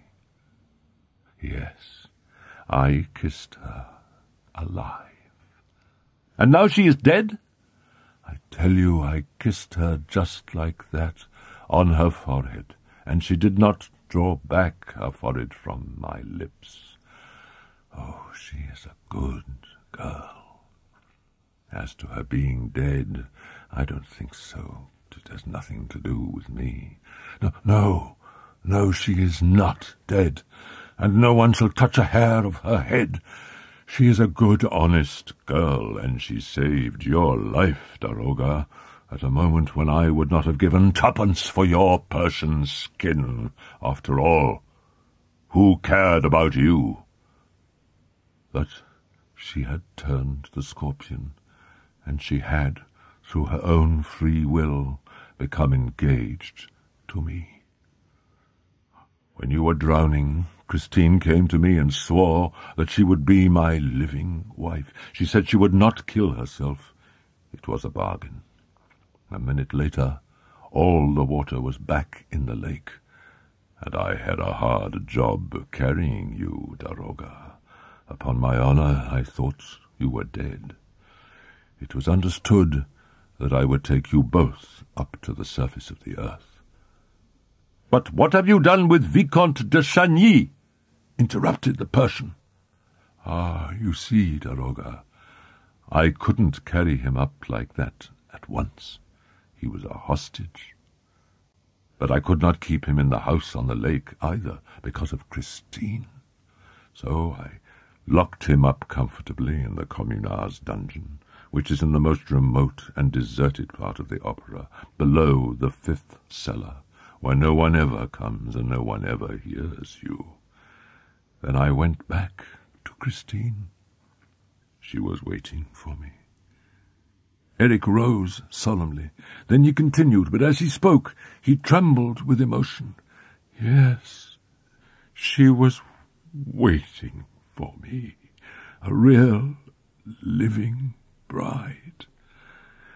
And when I came forward, more timid than a little child, she did not run away. I even believe that she put out her forehead a little, or not much, just a little, like a living bride, and I kissed her, and she did not die. Oh, how good it is to kiss a person. My mother, my poor unhappy mother, would never let me kiss her. She used to run away, nor any other woman ever. You can understand my happiness was so great I fell at her feet, crying, and I kissed her feet, her little feet, crying. You're crying too, Daroga. And she too the angel cried." Eric sobbed aloud, and the Persian himself could not restrain his tears. Yes, I felt her tears on my forehead. They mingled with the tears in my eyes. They flowed between my lips. "Listen, Daroga, listen to what I did. I tore off my mask so as not to lose one of her tears, and she did not run away, and she did not die. She was alive. She wept with me. I have tasted all the happiness the world can offer. I am not going to die yet. Presently I shall, but let me tell you, while I was at her feet I heard her say, 'Poor unhappy Eric.' And she took my hand. I had become no more than a poor dog ready to die for her. I held out a ring, a plain gold ring which I had given her, which she had lost, and I had found again. I slipped it into her little hand and said, 'There, take it for you and him. It is my wedding present to you both. A present from your poor, unhappy Eric. I know you love him, so don't cry any more.' Then she asked me, in a very soft voice, what I meant. I made her understand that I was ready to die for her, and that she should marry the young man when she pleased, because she had wept with me and mingled her tears with mine. Eric's emotion was so great that he had to tell the Persian not to look at him, for he was choking and must take off his mask. The Daroga went to the window and opened it. His heart was full of pity, but he took care to keep his eyes fixed on the trees in the Tuileries gardens, lest he should see the monster's face. I went and released the young man, and told him to come with me to Christine. They embraced before me in the Louis-Philippe room. Christine had my ring. I made her swear to come back one night when I was dead, and bury me in the greatest secrecy with the gold ring, which she was to wear until that moment. I told her where she would find my body and what to do with it. Then Christine kissed me for the first time herself, here, on the forehead. "Don't look, Daroga!" They went off together. Christine had stopped crying. I alone cried. Alone. Daroga, if Christine keeps her promise, she will come back soon. The Persian asked him no questions. He was quite reassured as to the fate of Raoul Chagny and Christine Daae. No one could have doubted the word of the weeping Eric that night. The monster put on his mask once again and collected his strength to leave. He told the Daroga that when he felt his end to be close at hand, he would send him, in gratitude for the kindness which the Persian had once shown him, the things which he held most dear, all Christine Daae's letters to Raoul which she had left with Eric, together with a few objects belonging to her, a pair of gloves, a shoe buckle, and 2 pocket handkerchiefs.